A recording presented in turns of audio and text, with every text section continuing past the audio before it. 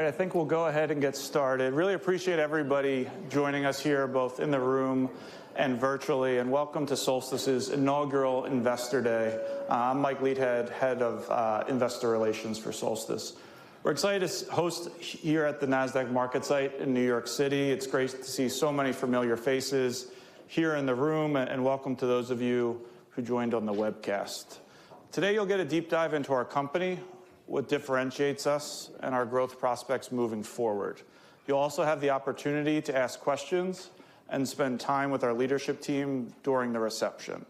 Those of you here in person will have already noticed that we have several exhibits showcasing our technology and key applications, and we have subject matter experts available to discuss and walk you through them as we go through the day.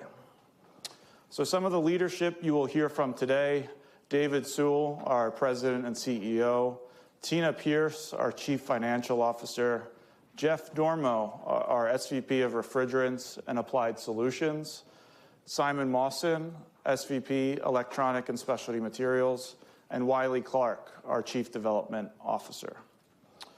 So now the fun part of my job. Today's webcast and presentation materials, including non-GAAP reconciliations, will be available on Honeywell's Investor Relations website after today's session. Our discussion today will include forward-looking statements that are based on our best view of the world and our businesses as we see them today, and are subject to risks and uncertainties, including the ones described in our SEC filings. Just a few housekeeping items. Please silence your phone and save your questions for the moderated Q&A session that we'll have at the end. And then just for safety, exits are here in front of you, and the security team's on the floor to help us in case of any emergencies. So with that, we'll start with a short video to introduce everybody to Solstice. Solstice Advanced Materials is born from a unifying purpose: to propel our customers forward, to set the pace of progress.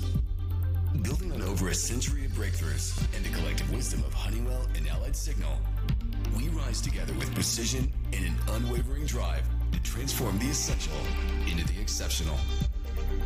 Our new identity marries the bold red of Honeywell and the intelligent blue of Allied Signal to create a new signature color, Solstice Purple. Inspired by the dynamic relationship between the Earth and the Sun during the solstice, our logo reflects our collaborative nature and dynamic ways of working. Every day, we work with our customers to develop scalable innovations that deliver real-world impact.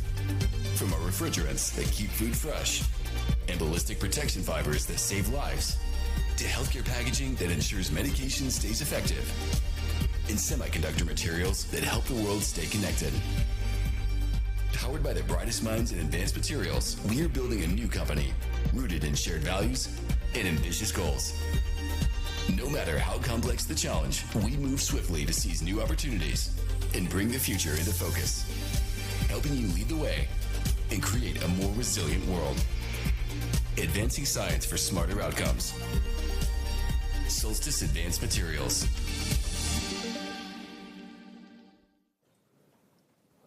So with that, it's my great pleasure to turn the stage over to our President and CEO, David Sewell.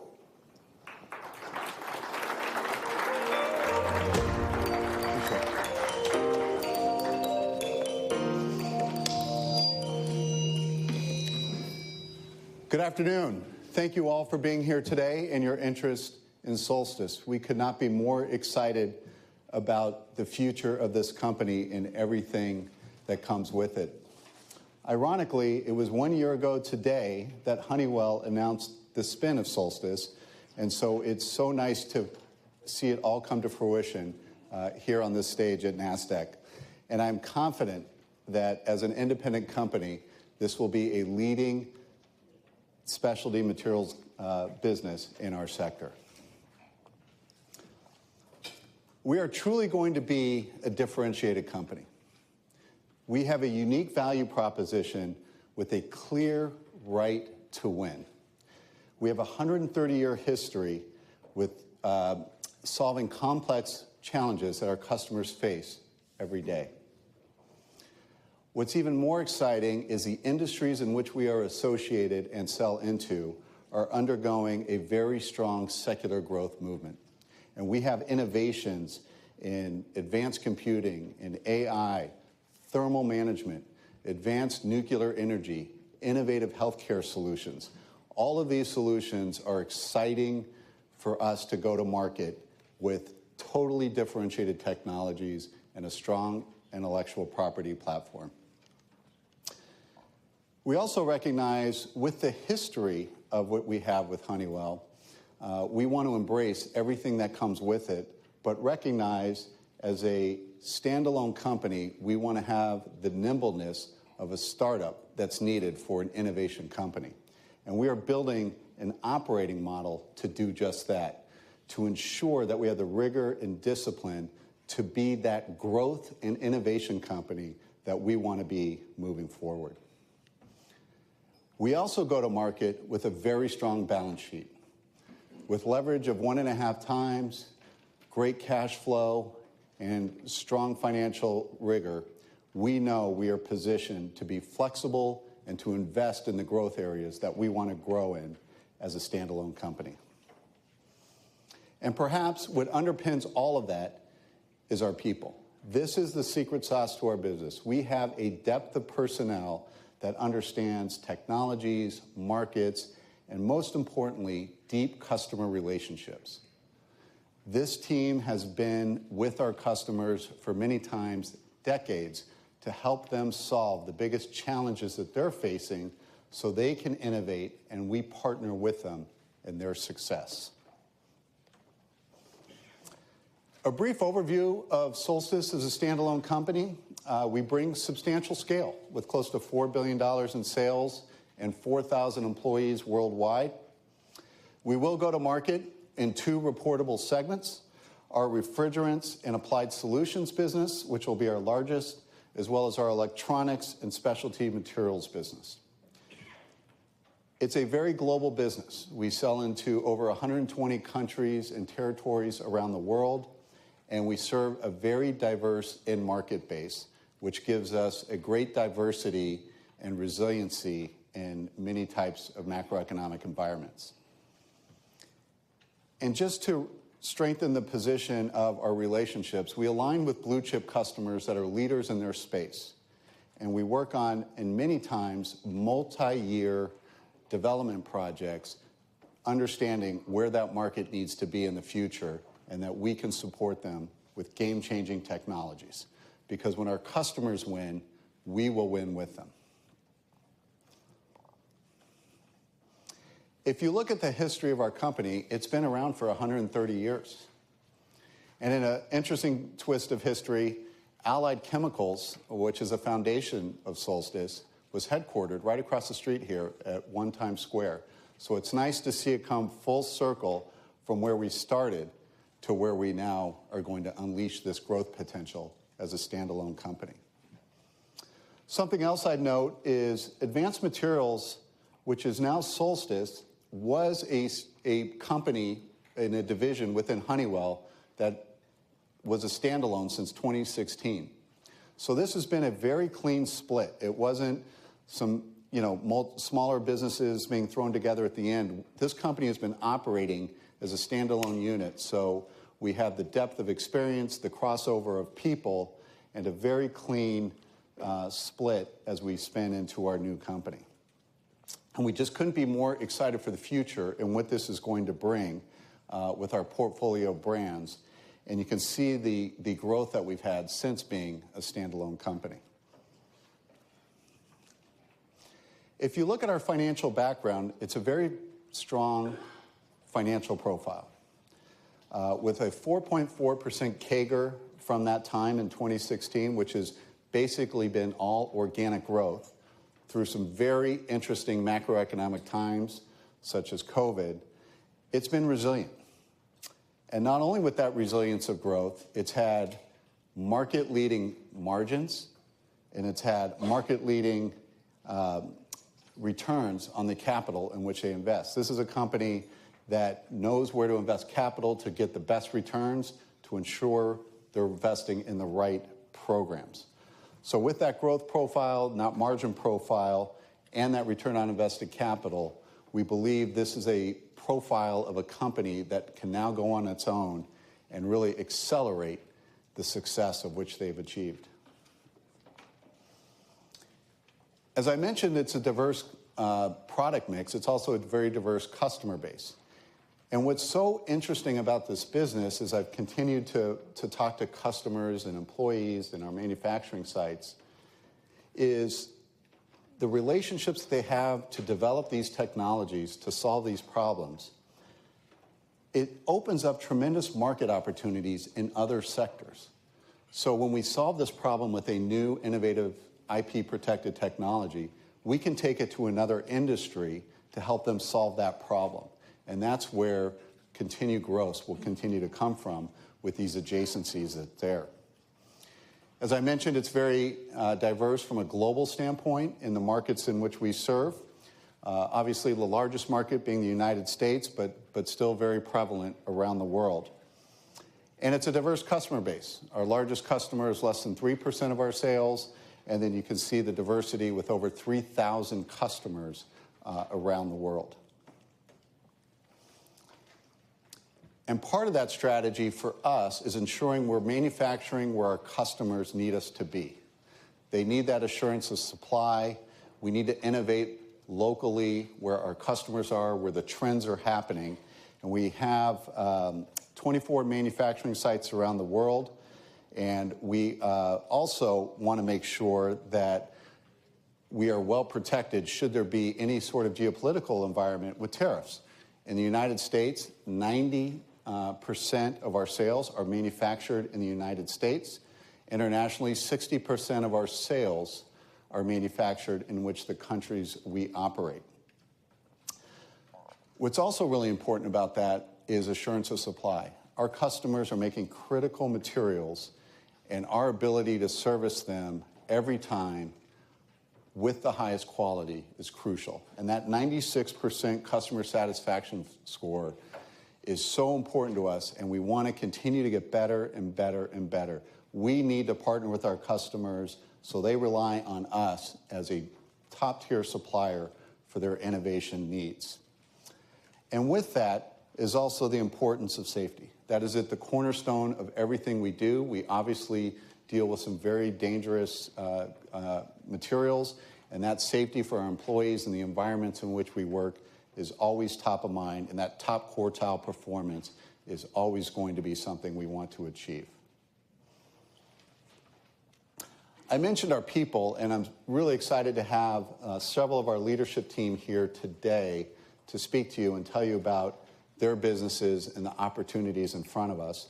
But the entire leadership team is here today, and I'm really excited to have them because of that depth of experience. They know the markets, they know our customers, they know the industries, and they know the expertise in which they bring, whether it be manufacturing, supply chain, commercial marketing, or R&D. But what's even more exciting, in addition to this, is the depth of the entire workforce. Hopefully you've had a chance to go through some of our product displays. We have many 30-year employees there. They are so excited about the opportunity in front of us. They've been working with our customers for so long. They've been developing these innovations, and they can't wait to get started as a new company as Solstice.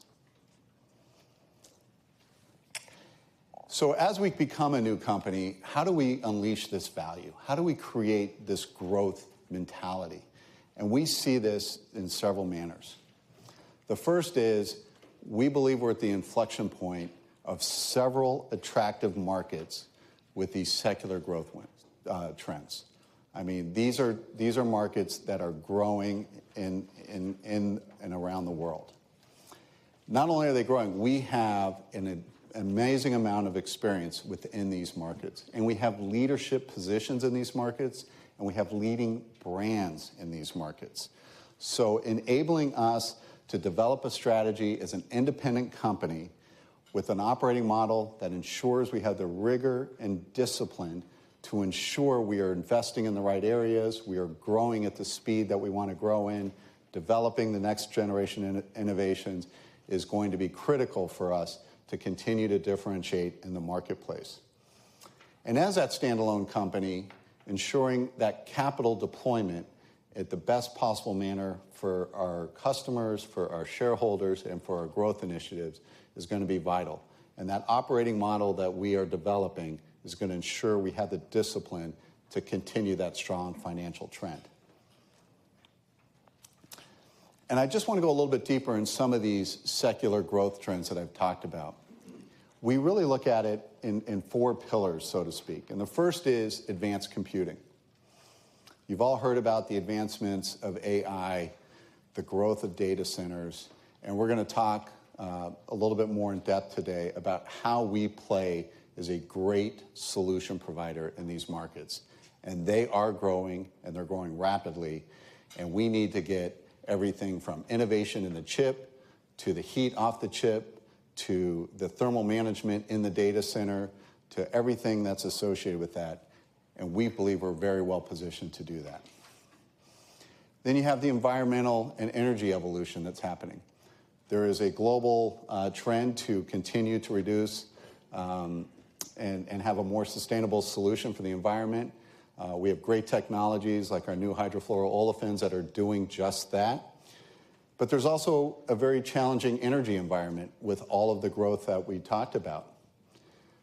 We have the only nuclear converting site for uranium in the United States, and we see this as a tremendous opportunity to continue to help generate energy for the world. Our healthcare business provides really innovative and unique solutions to improve healthcare outcomes, which is another important industry that we're growing in. We have some exciting technologies to share with you there. And then personal safety and defense. The world is becoming a place where we're investing around the world in improved energy and law enforcement, and having that protection is crucial, and we have great technologies to do just that, to continue to be a part of that growth sector. And if you look at what third-party folks are saying about these growth trends, it gets us really excited. So in our electronics business, as Simon comes up and talks to you about the things we're doing with leading-edge nodes, you'll see a 12% CAGR projection up through 2030. Chips are going to get smaller, they're going to get faster, and 7 nanometer will come down to 3 nanometer and 2 nanometer and below. And this team is working on those next-generation solutions so our customers can do just that. In refrigerants, there's an 8% CAGR projection through 2030 for new HFO technology that continues to position us very well in refrigerants. New healthcare technology in inhalers, which reduces the carbon footprint 99% from the old technology, is projected to grow faster than GDP. And as I mentioned, nuclear has become embraced around the world as a potential safe and sustainable solution to the energy demands that are needed through 2050, and that is projected to be a 300% growth rate up through that time frame. So these are exciting trends where we have great technologies to capitalize on. And as we look at growing on our position, it's, again, that compelling profile of growth and margins, but ensuring that we continue to drive that commercial excellence, that pricing excellence that we have to capture not only the organic growth that we have, but adjacent markets that are there. And one of the things that's quite exciting for us is the percentage of sales of new products. As you can see, 45% of our sales are from new products. This is an innovative specialty materials business. We are constantly coming up with the next molecule, the next material that's going to solve the problems that our customers have, and many times with IP. So this is going to be part of our growth story as we move forward, and why we're so excited to be a part of an independent company. I mentioned our footprint. With 5,700 patents around the world, we have over 300 R&D scientists, and this is an area where we're going to continue to invest. We are increasing our spend in R&D just because we know this team knows how to deliver solutions that are needed. It fuels and drives our growth, and it allows us to be a leading innovative company in our space. We have 4 R&D centers around the world in addition to our manufacturing footprint. So being a total global company, and being able to service and supply our customers in that manner is crucial to our success.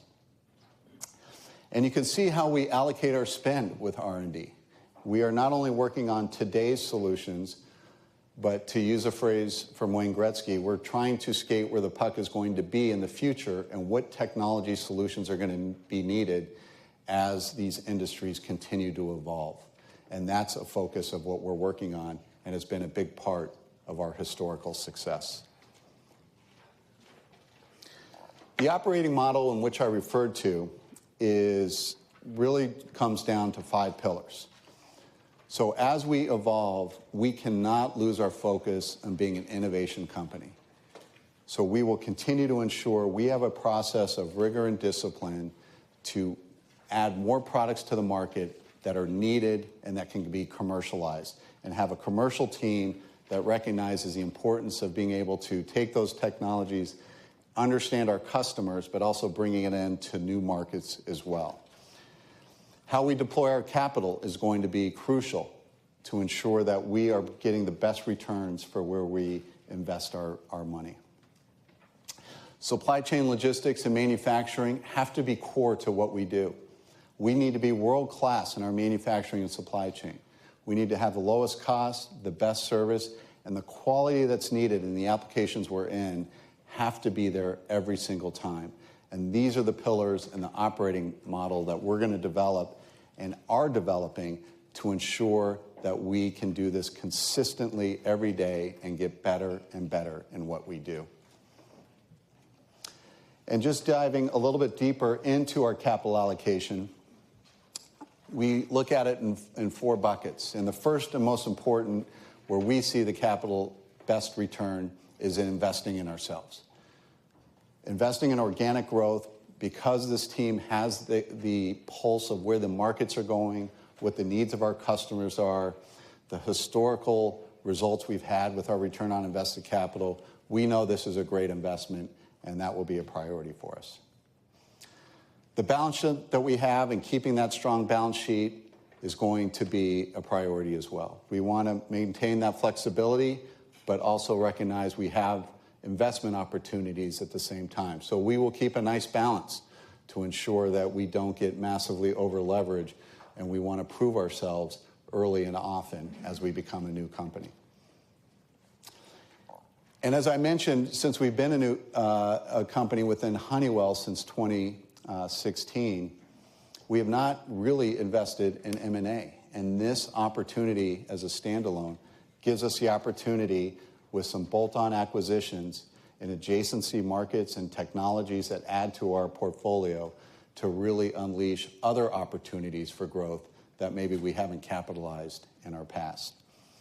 And 4, should there be excess capital, we'll always want to make sure we return a dividend to our shareholders, and then we'll look at opportunistic share buybacks should that capital be available. And I just want to highlight some of the investments of capital that this company has made to highlight some of the growth that's happened. You can see multiple Solstice molecules that have been developed in our refrigerants business that have been unquestionably successful, leaders in the industry. In fact, it's been so well regarded, we decided to name the company after this molecule. So Solstice is an investment that has gone a long way for us, both in automotive, in stationary, and in building products, and now in healthcare, and continues to be a leading product for us with a great return on that capital. We talked about semiconductors. We've invested quite a bit of money in our Spokane, Washington plant to continue to expand our ability to make copper manganese sputtering targets, and yet we were making even more investments to expand capacity as we move forward because of the growth in this industry.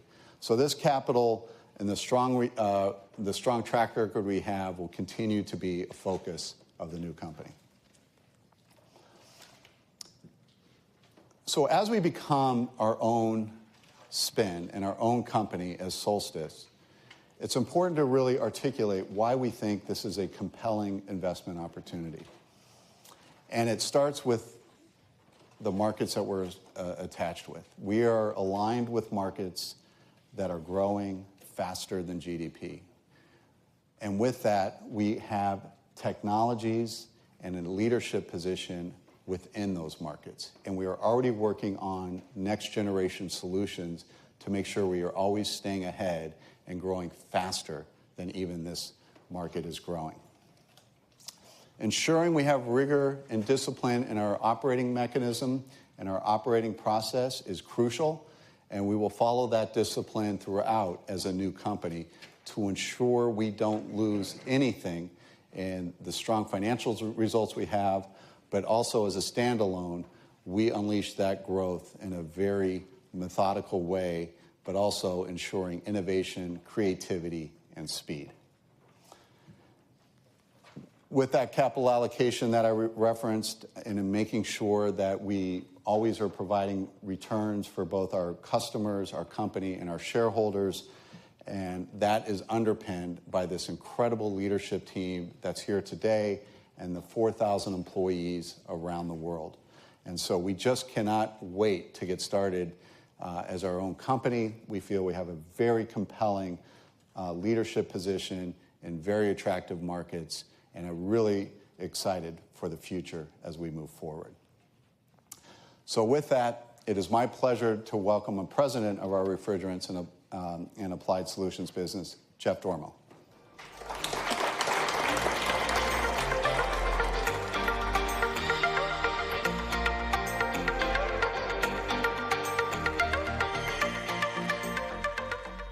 All right, thank you, David. And let me just tell you, starting off, how excited I am to be here today. A little bit about myself. I've been at Honeywell now for the last 8 years. 6 of those, I've been running P&Ls across the advanced materials business, so it is a real privilege today to get to come up here and actually talk to you about some of what we do, since we didn't get an opportunity to do that very often before. We really think we have a great business and a phenomenal team, so very excited about that. Before I joined Honeywell, I was at Dow Chemical in the polyurethane space. And prior to that, I started my career in the Navy, running power plants on nuclear-powered submarines. So we'll talk about nuclear power a little bit later today, but I feel a little bit like a full circle, and I'm coming home, getting to do this a little bit more. So with that, let's jump into the business and talk a little bit about the Refrigerants and Applied Solutions. $2.7 billion business with very attractive margins. A scaled business that has a demonstrated track record of growth. We go to market, as we think about this, really in 4 different reportable segments. And we'll go into each of these and we'll talk about them. I want to give a little bit of color. I know you probably had the chance to look at some of the displays, so hopefully that gives you a little bit of background of what we did, and we'll try and talk a little bit more about this during the day today. As we think about these businesses, right, so refrigerants, building solutions and intermediates, our alternative energy solutions, that is where our nuclear business resides, and then healthcare packaging. Before going into them, I thought it'd be helpful just to kind of give some overlying thoughts about what underpins these businesses and some core themes that we can think about. First one is robust and strong IP portfolio. And that really goes across our molecules, our positions that we have there, and with something that we do think is a differentiator for our company. Second, attractive and growing end markets. And we'll talk about each of these as we go through them. But I think really it comes down to segmentation, selecting the right markets, and making sure that we can go deep there. And third, really around world scale manufacturing. That is something that we have invested a lot in, and we do think that is a core capability and something that is unique to what we do and our ability to serve the globe, not just different regions, but really serve the globe with our products very effectively and efficiently and make sure we're addressing customer needs. So with that, we'll start with our refrigerants business. This is the largest business that we have. As you can see here, $1.3 billion in sales. Talk a little bit about the markets. First one, so automotive, certainly involved in the cooling there, and we'll go into that as we get into things. stationary business. And so as we think about this business, we really think about two sub-segments, automotive and stationary, stationary being anything that sits still, doesn't move. Not the most creative, but we'll go into the segments there. This is really residential and commercial buildings, commercial refrigeration, as we think about it. You get into data centers, which we think is a strong growth vertical, and we'll talk about this in the panel and what's happening there. And then there's always new and emerging different technologies and ways that we're addressing what's happening in the market. From the platform and our technology leadership, this really is where we go to market with the Solstice brand. Core hydrofluoroolefins that David mentioned, 3 core molecules really form the backbone of this business, our 1234YF, 1234ZE, and 1233ZD are kind of that underlying backbone of core molecules that we have for this market. And then our Genetron brand, which is really around HFCs that we do continue to make.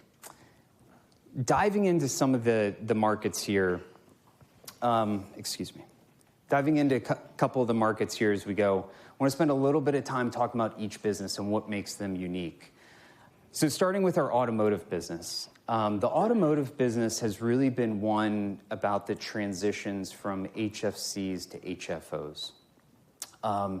This is really built up as we think about when this transition started. It's around 2017 is as that started to begin in the US and Europe. And it's still ongoing. We see a long runway as we continue to do these transitions, and we think that's an underlying growth trend that we'll continue to see within this market.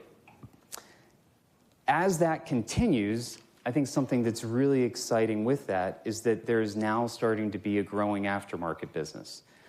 So as you think about the transition that started in 2017 timeframe, everybody in here has cars. As you think about your car, you probably know when you get to a point that your AC isn't working as well and it starts 7-8 years, starts happening. So we're really just getting into that point in this business where you're building a larger install base that gives you that aftermarket.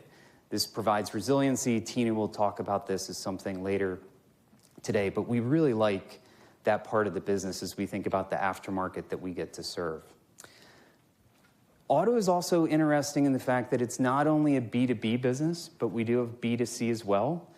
We go direct to retail, and we are out in stores, in do-it-yourself applications and things like that. And we think that is a great place to play, that we continue to be successful and really focus on and making sure we're doing well there. And the last thing that I would hit on within automotive is really electrification. Battery electric vehicles are continuing to grow. They're growing faster than your traditional combustion engines.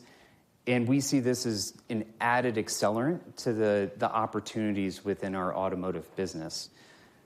In an internal combustion engine, obviously heat is generated, so heating can come from that. You're really just focused then on the cooling applications within an automobile. When you start talking about a battery electric vehicle, now you start to get into heat pumps.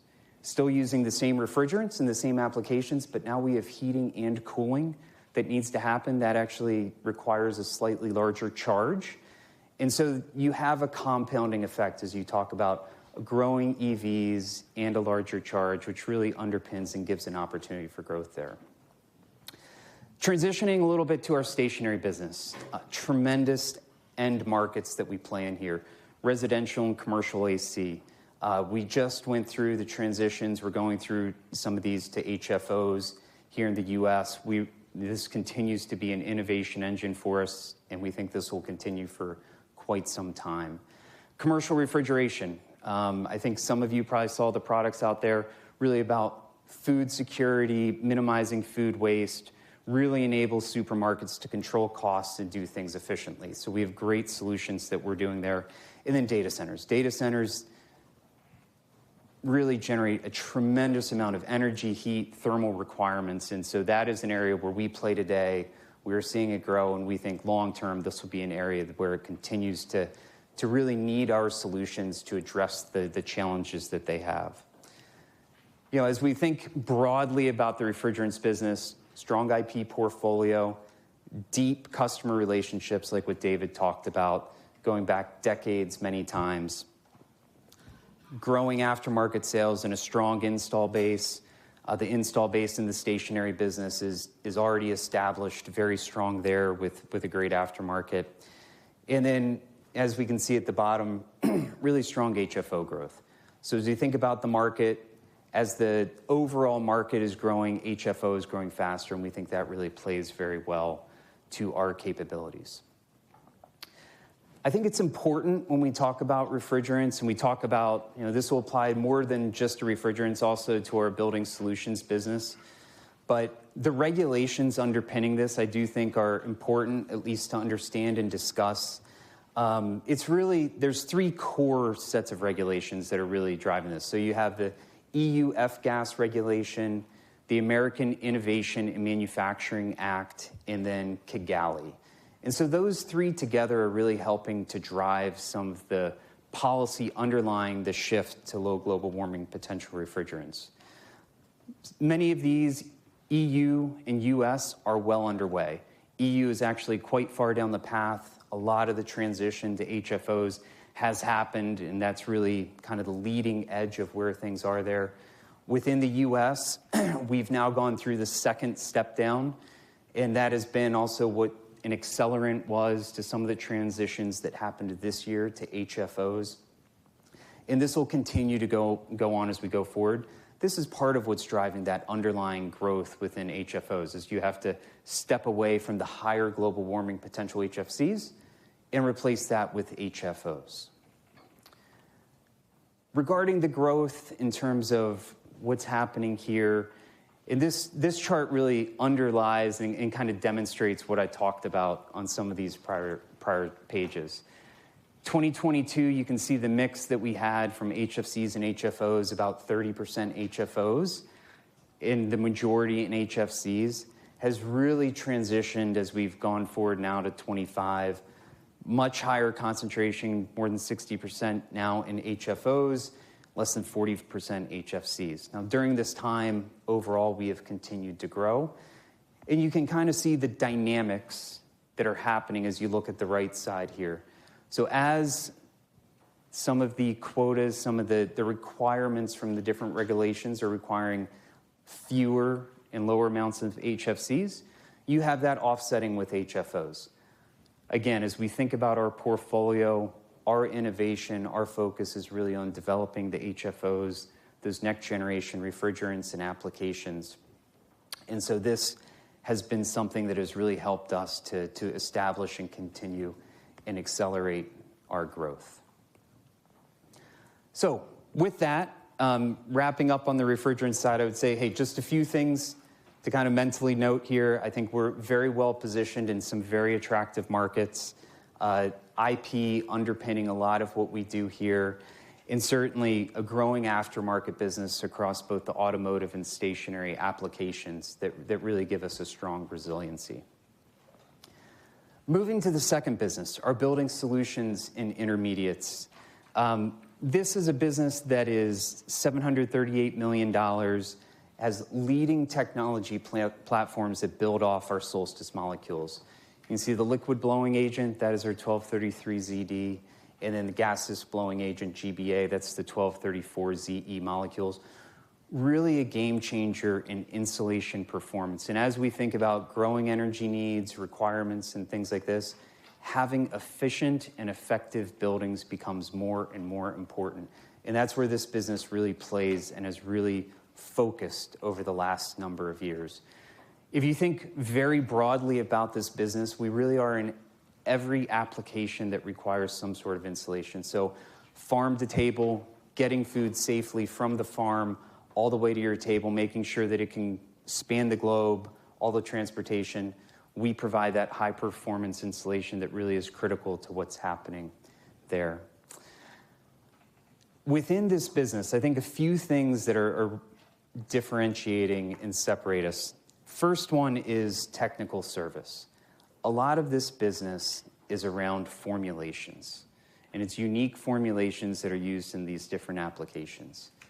We have the deepest bench of technical experts within this business, and we think that is really something that provides us a unique opportunity to really continue to be a leading player within this market. Second is scale. In a way, you could say that we really were the ones who shepherded in this HFO transition within Building Solutions.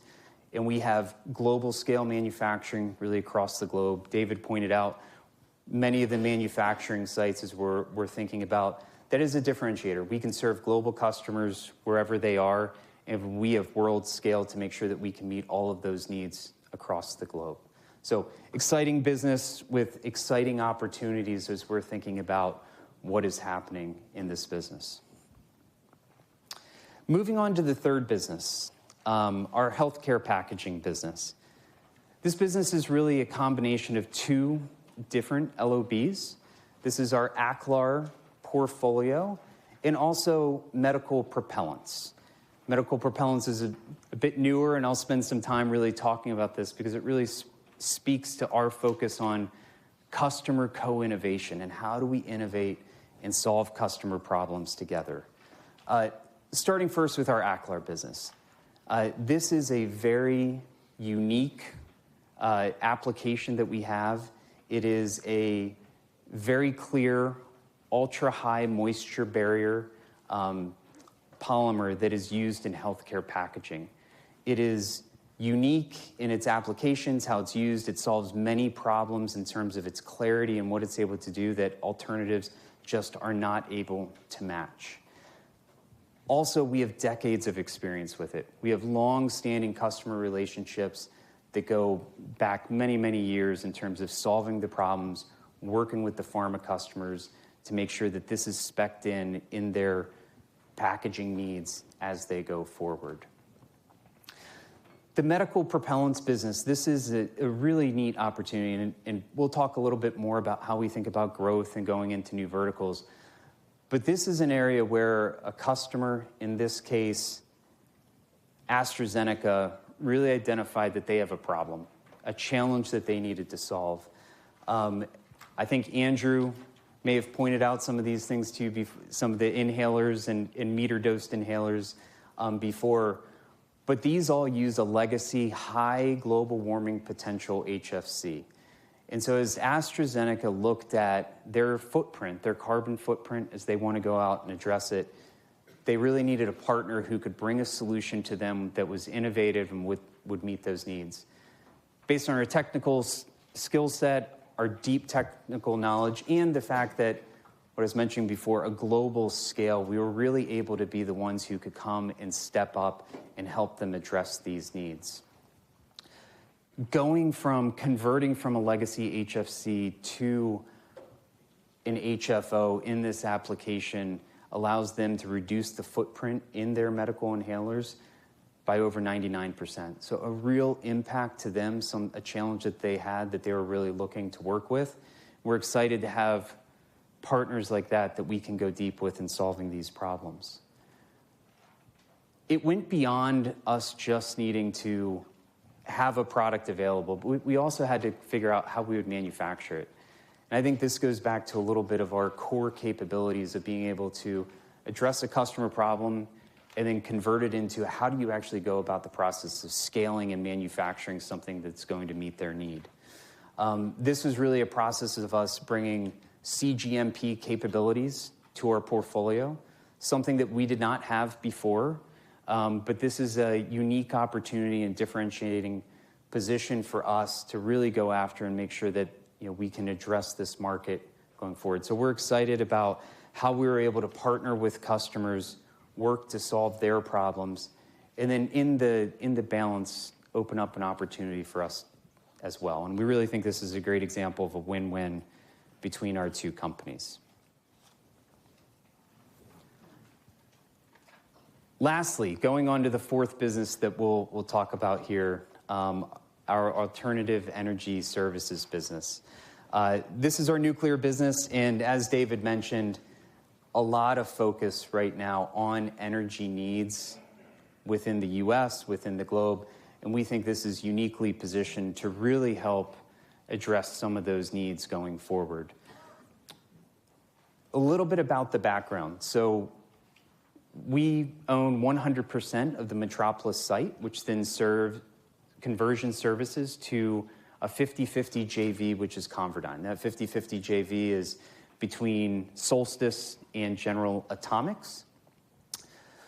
We're very, one thing on this page that probably jumps out, the $2 billion number. So excited to say that we have a backlog, or if you look at it, a front log, but we have orders out through the remainder of the decade.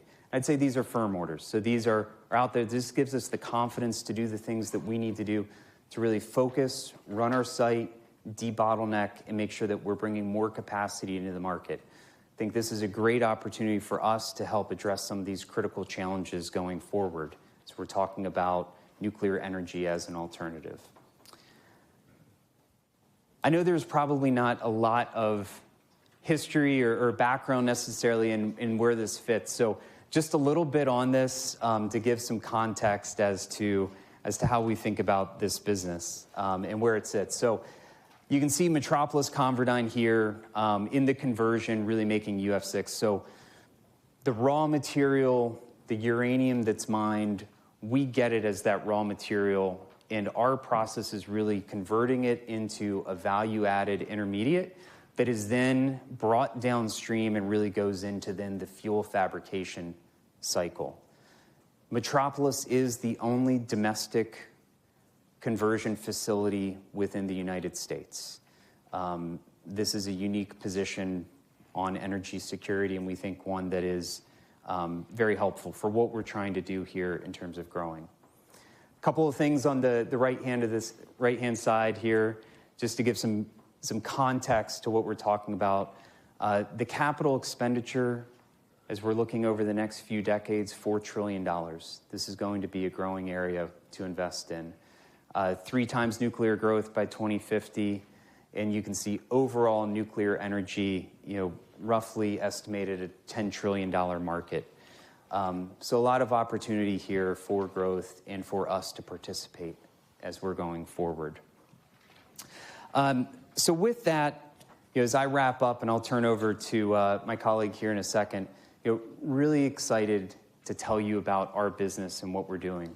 We think this is a unique business that has wonderful growth potential, great verticals and industries that we have a chance to play in, and look forward to the rest of the day to answer any questions as we go forward. So with that, I ask Simon Mawson to come up, and he can tell you a little about our electronics and specialty materials business.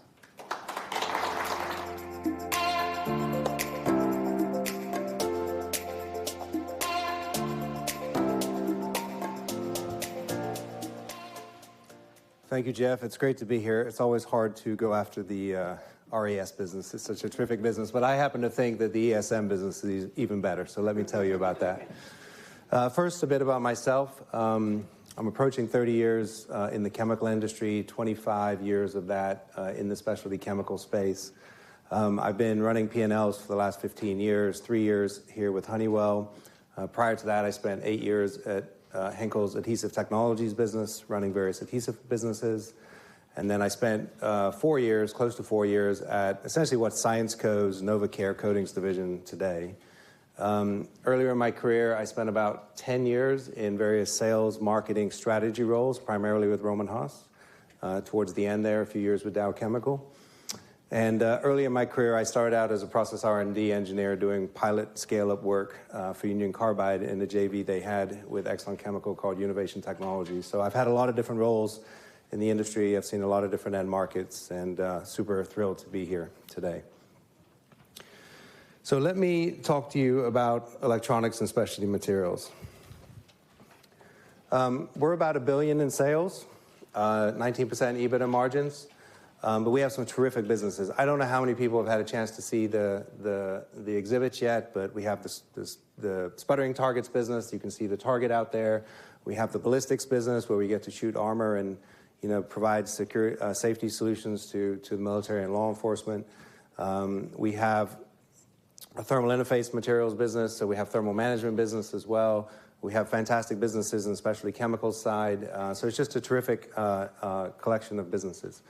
We organize this into 3 segments. So we have our electronic materials segment, we have our safety and defense solutions segment, and then we have our research and performance chemicals segment. So while these platforms are different, and this business is different than what Jeff referenced, where you sort of have a big asset running, serving, supporting multiple businesses, we have discrete businesses with discrete manufacturing assets. But what's unique about all these businesses, similar to Jeff's business, is they're very much built upon a legacy of innovation over many, many years.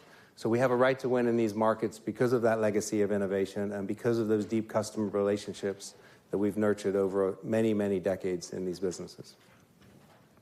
So I will go through each of these segments in more detail, starting first with electronic materials.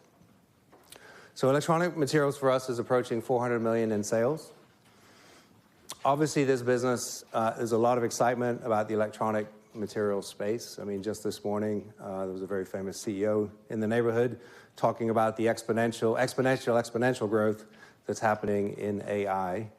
So you've got increasing demand of AI, and then you've got increasing compute requirements on top of the increasing demand of AI. So there's just unbelievable tailwinds in this business driving growth. There's other parts of the industry as well that are driving growth. I mean, there's a lot of electronic applications in the electric vehicle area as well, which also our portfolio supports.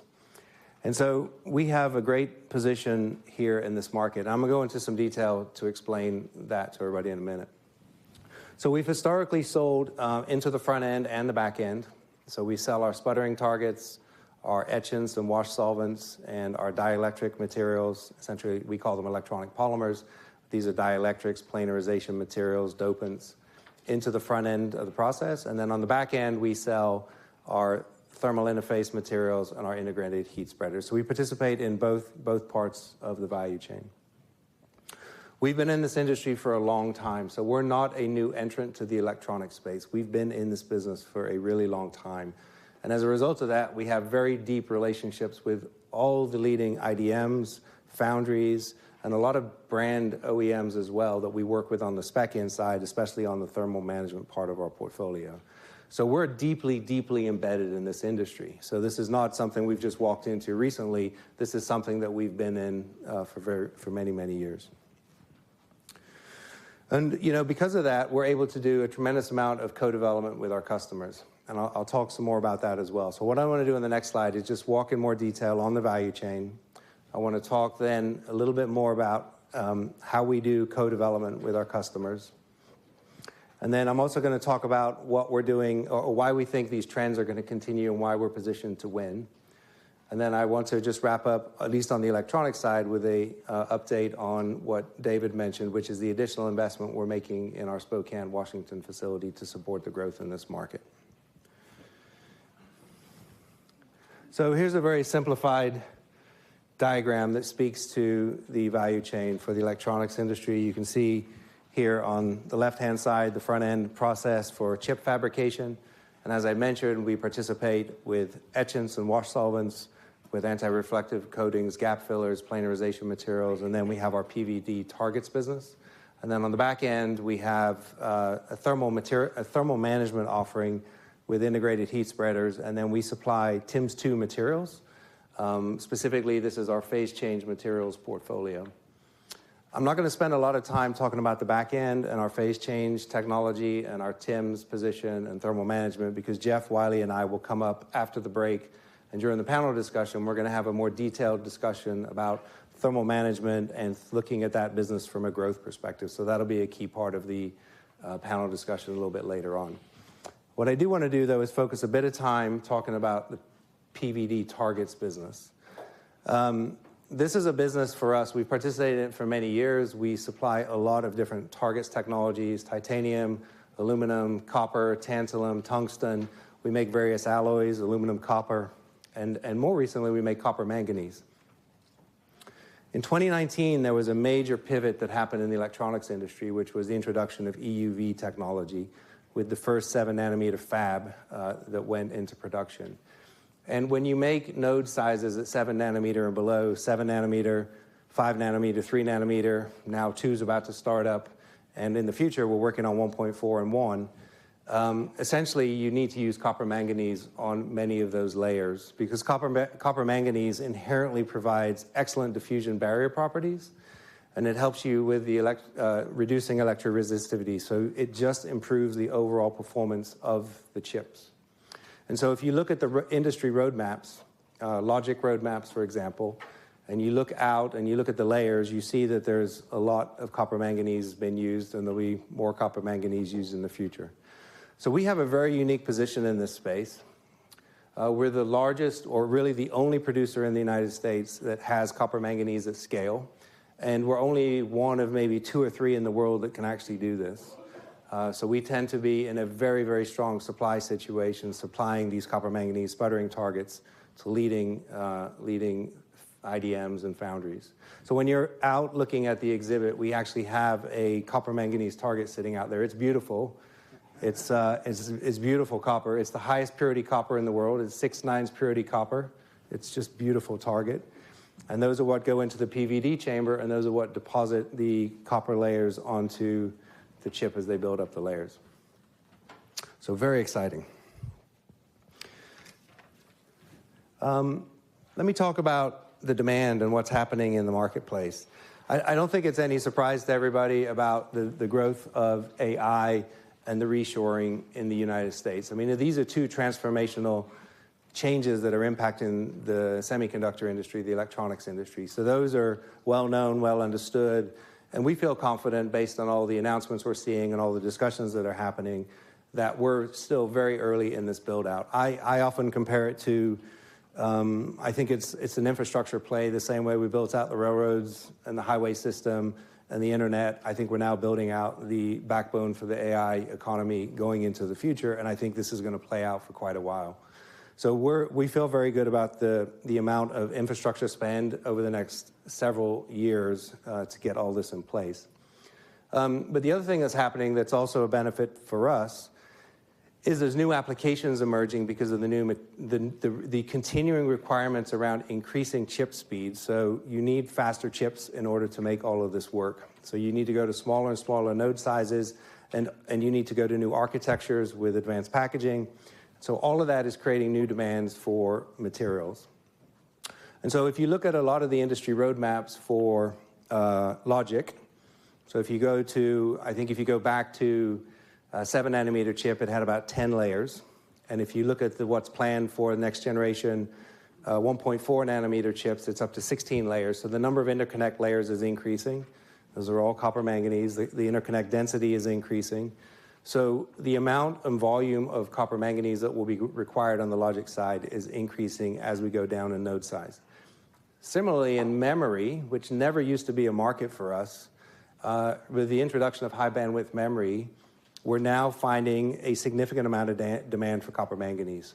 So as high bandwidth memory starts to go down in node size, we're at 13 nanometers today. As you start to go down to 10 and 9 and look at the roadmap for that business, you start to see more and more copper manganese used as well. So again, high demand for copper manganese in the memory space.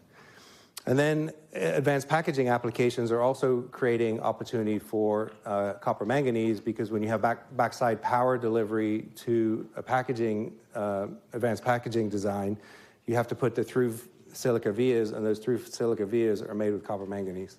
So when you look across the industry, whether it's logic, memory, or even on the packaging side, there's increasing demand for copper manganese. And again, when you combine that with the U.S. reshoring efforts and what the U.S. is trying to do, and the fact that we're, the only major producer of this in the U.S. and one of 2 or 3 maybe in the world, we feel like we're in a very strong position to continue to win. And these product lines have very, very long spec-in cycles too. So, what's already in motion today started many years ago, and we're working on 1.4 and 1 going into the future. So we're already well down the road on those development projects. So we feel like the demand is going to be there and be very robust for this business. The other comment I'll make as well on this is that, especially with advanced packaging, there's new opportunities emerging there as well for new materials in other parts of our portfolio. So we're also seeing some of our dielectric spin-on materials finding new applications in the packaging side for planarization or gap fill or even hybrid bonding. So we're also exploring a lot of other adjacency opportunities that we haven't historically participated in the past. So here's a customer case study, just to talk about, anonymous. wasn't allowed to put the name on here. But enough to say, leading fab producer in the world that we partner with very closely. We have a very broad and deep relationship with this customer. And this is a good proxy for really how we interact with a lot of our customers in this space. You know, it starts with us having local team on the ground, supporting the customer, making sure that our products are performing the way they should be performing when they arrive and in their manufacturing facility. We then have higher level discussions with the R&D team, the technical team, the fab engineers to look at unmet needs and where we need to continue to innovate. And so we have those regular dialogues as well. You know, we have top-to-top discussions with them to talk about strategic partnership and how we can work together and how we can support each other with investment and key decisions like what we're doing with Spokane. And then, you know, we also establish relationships across the QC organization, the ISC manufacturing organization, and we bring those resources together when they're required. And as a result of that, we're highly responsive, we're highly trusted, and as a result of that, we get a front seat to future innovation, R&D development. So we're sitting right there at the table with our customers on their next generation development.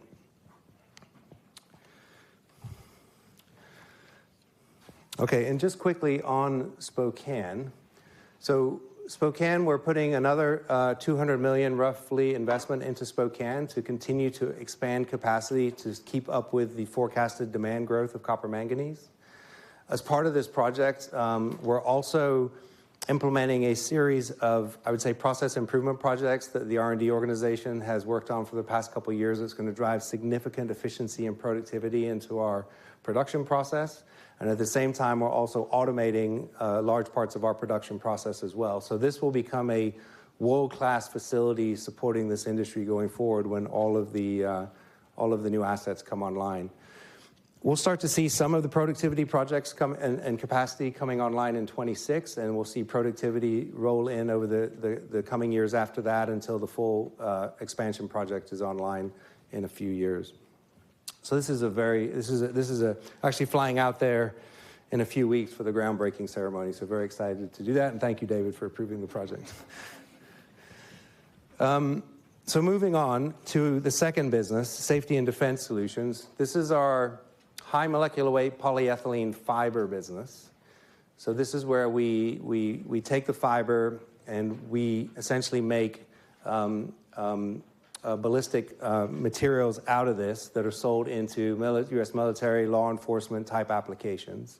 There's some terrific samples outside that you can see. We have a ballistic vest out there that's actually been shot, so you can see where the bullets have gone into the vest. You're not allowed to shoot anybody. We don't have any samples to test. And then what you'll also see is we have our next generation fiber, a plate made from our next generation fiber as well. So we're in the process of scaling up and commercializing this technology, but this will be the next generation material that will be supplied to the U.S. military, to the warfighter. So you'll see the difference in weight and how it feels, and that's part of the U.S. military's requirement to lower the amount of weight that's on the warfighter, because the next generation gun that they're carrying is heavier. And so they need to take off weight somewhere, and one of the areas they can take it off is with the ballistic material.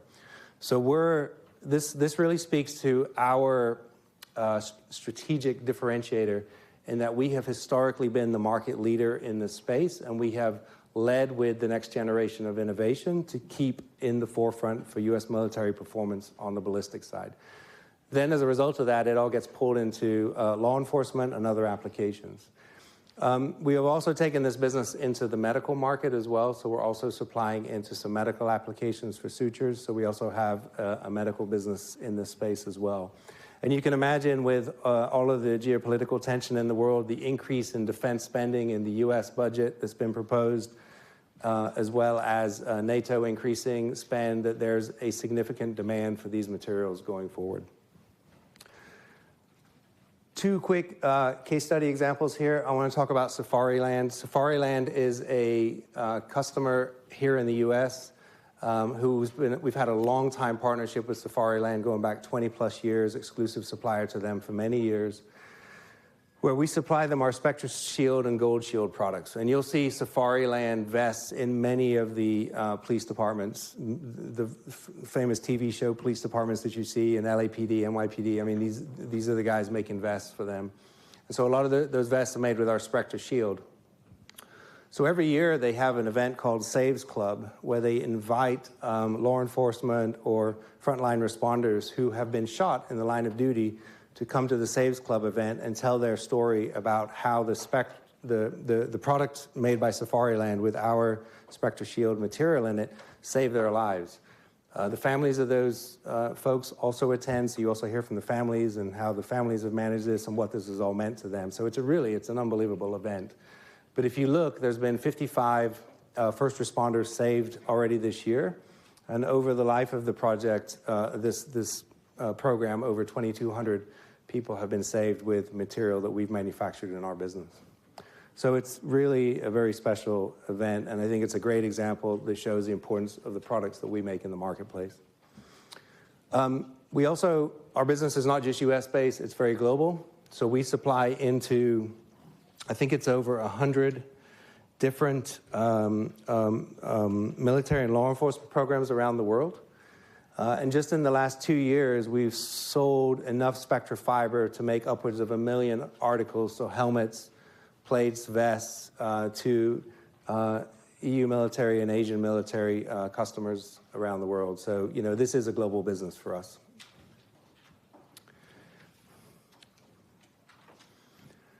And then I'll just quickly finish and wrap up here on research and performance chemicals. So this is the third segment that we are organized by within the electronics and specialty materials business. There's a lot of different businesses in this segment, but they primarily have some common themes in that they sell into the construction markets, they sell into the pharma markets. We have quite a bit of business here in some of the automotive space as well. There's a lot of brands in this business. If you look at our research chemicals business, we sell into a lot of research labs around the world. So there's some very, very well-known brands in this space, like Hydronol. So when you're out at the exhibit, you'll see an exhibit with the Hydronol brand, and we can talk about, explain to you what Hydronol does as a key reagent that's used in laboratories around the world to measure residual water. So it's a very important product line. It's the most well-known brand in the world in this space. In fact, people actually refer to the category under the brand name. It's that well-known. This is also the business where we do a lot of our fluorine derivatives chemistry. So we also have fluorine derivatives in our business, like Jeff has fluorine chemistry all over his business. This is where we have a lot of fluorine derivatives business here. We do a lot of salts, fluorine-based salts. So probably you've all used a fluorine-based salt that we make and you've never realized it, but if you are a user of the major branded toothpaste that's out there, the tin fluoride, if you look on the back of the label and it says stannous fluoride, it's highly likely that the stannous fluoride in your toothpaste came from this business. So we're a leading producer of CGMP salts. This is a tin fluoride salt, that's tin fluoride that goes into that type of application. So a lot of great businesses in this segment. A lot of opportunity for growth, especially sustainability solutions. So we have a number of innovation projects in this space that are really driving sustainable solutions. So using less material at our customers or looking for ways to reduce waste streams in their processes. So we have a lot of opportunities for innovation and growth in this space. So with that, I see I'm out of time. I will wrap up, and I believe we are now going to take a 15-minute break. So please enjoy some refreshments and come back after the break, and we'll start our panel discussion. Thank you. Well, appreciate everybody joining us for the second half of the session. Now, the next 30 minutes or so, we're going to host a little bit of a panel discussion here on business synergies and growth strategy. When I left the sell side, they told me I'd be done hosting fireside chats, but they pull you back in. So glad to have here Simon Mawson as well as Jeff Dormo, who you just heard from. Also joining us on the stage is Wiley Clark. Wiley's our Chief Development Officer, has spent a number of years in the business working on strategy and a number of other areas. And I would just say on a personal note, having joined Solstice Honeywell 2.5 months ago, has been a tremendous resource and an encyclopedia of knowledge as I've tried to learn about all these businesses that Jeff and Simon just talked eloquently about. So maybe we'll start with Wiley. Wiley, why don't I meet you? Just give yourself a little bit of an introduction and your background before we dive in here. Sure. Wiley Clark, Development Officer for Solstice. I've been with Honeywell for over 13 years now in various strategy and M&A roles. And the majority of that time, I've been aligned to the Solstice business. So I'm super excited and privileged to be part of this executive team going forward. My team here, our job is to do all things strategy, both organic and inorganic. And that means running the strategic planning process, running M&A, being a partner, an advisor to David and to Jeff and to Simon, and coming up with our growth plans and our long-term strategic priorities. And when you look at Simon and Jeff's businesses, both of their businesses have very deep benches of experts in R&D, in innovation, strategic marketing, commercial, sales, all of which are very well positioned to find those, execute on current opportunities for growth and find the new areas for growth. What we're focused on at the corporate level is really two things. One is prioritization. So where do we put that incremental dollar to maximize the growth for the business? And two, how do we leverage cross-platform capabilities that we see across both businesses and at the corporate level? And that's foundational stuff like synthetic chemistry, which we're excellent at across the board, or foundational chemistries like fluorination, which both businesses excel at, or just this culture of customer co-innovation. You hear a lot about our ability to get close to the customer and co-innovate with them. And that's not always just the customer. It could be the end user. So in many cases, we're partnering with an end user, educating them on the capabilities of our materials, helping them understand how they can innovate, which then sets the specification and draws through our products to the value chain. So we're great at that. We're also looking for the growth initiatives across the business as well, which cover both Jeff and Simon's businesses, and as a corporate entity, sort of we're focusing the whole business on. One of which is battery chemicals and materials, which both Jeff and Simon have emerging strategies there, as well as thermal management, where we have a great position in data centers. Maybe we'll start there on data centers. Obviously, as Simon and Jeff talked about in their prepared comments earlier, the pace of AI, high-performance computing, data center growth continues to seem to accelerate and sort of hit this inflection point here over the next year or so. A lot of companies obviously talk about data centers and claim a piece of this growing pie. Maybe we'll start with Simon and then go to Jeff. Just talk about how Solstice attacks this opportunity and why we think we're unique in attacking the data center.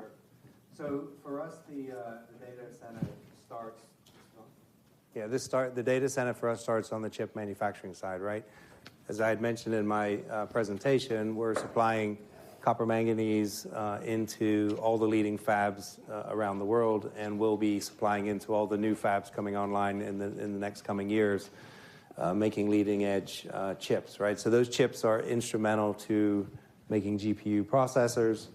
Those GPU processors then go into an assembly process. And in the assembly process, that's where we start to then get into the back-end part of our business with our integrated heat spreaders and our thermal management solutions there. So we have a core business doing heat spreaders, and we're well set up on the heat spreader side to make the larger scale, what we call extra large form factor heat spreaders that are used in the larger chip formats now as you look at putting chipsets together and creating these sort of AI package solutions. So we're well positioned there.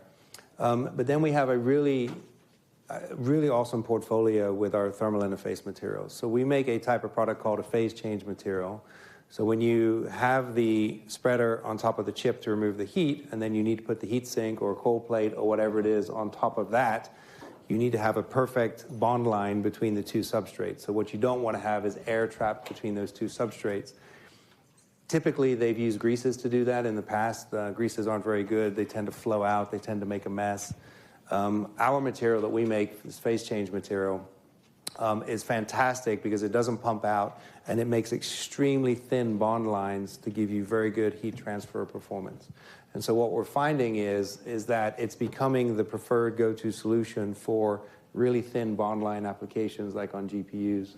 So we're working with a number of the major OEMs out there, branded companies that are developing chips, GPU chips, and we're working on essentially speccing in our phase change material. So similar to what I said on the copper side, right? These are long qualification cycles. You know, we're working on programs for many years, getting specced in, new programs come along, and we're working on that. So we're an established player both on the chip side with our copper manganese and the fabrication of the chips for the data center, and then also on the thermal management side with our heat spreaders and with our phase change materials. So we get the heat off the chip and then hand it over to Jeff, who then takes the heat transfer from there. Yeah, so it's really a tremendous opportunity to talk about the handoff between where Simon gets the heat to the top of the chip. And then at that point, you really have to think about how do you get the heat that's generated from these chips out of the building. And that's certainly where we specialize in. Obviously, with our refrigerants, we develop that working fluid, right? The working fluid that really does the thermodynamics of getting that heat out of the building.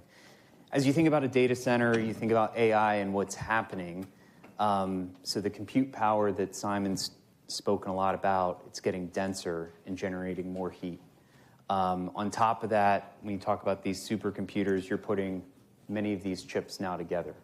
And so the thermal load in a space, in a rack, is continuing to grow. And so as we take a step back and think about, you know, where do we play today, most data center cooling is air-cooled today. And so that is kind of the core, the bread and the butter of what we do today, is really having HFO solutions, blends, and so forth that are being used by our customers and being used to do the air cooling that is happening. We see this continuing to evolve as we go forward. And you see here, kind of next on here is direct to chip. So as that heat capacity, as that thermal intensity goes up, new solutions will be needed. Just because air can't get enough heat off the chip at a fast enough rate. The next one to come, direct to chip, two-phase cooling. This is really where you're taking some sort of cold plate and you're going directly onto the top of the chip, either from a heat spreader or a TIM 1.5, depending on what it is. And now you can run a refrigerant directly through that cold plate, which generates a much better thermal interface to get the heat off and use that in order to maintain those temperatures. This is an area where, in our portfolio today, we have solutions that work tremendously well in things like two-phase direct-to-chip cooling in an area that we think is probably the next leg in this growth as data centers continue to grow and the thermal intensity goes forward. And as you look longer out, you look further into the future, that's where you begin to think about, all right, hey, where is that next place where thermal management will need to happen? In a way, all of this comes down to physics. What's the heat flux and what's the best way to get heat out? And that's where you get into solutions like immersion cooling and active programs that are well underway and progressing very well in terms of the immersion cooling and how that'll fit into the overall ecosystem. I think it is important as we think about a data center of the future. Likely all three of these are still needed. It's not one or the other. One of these will happen.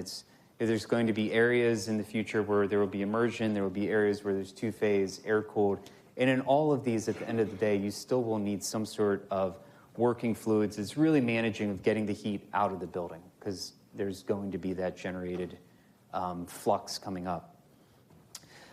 I think as we think broader, okay, that's what's happening in the data center, and then you start to layer on top of some of the other things that are going on that it will require.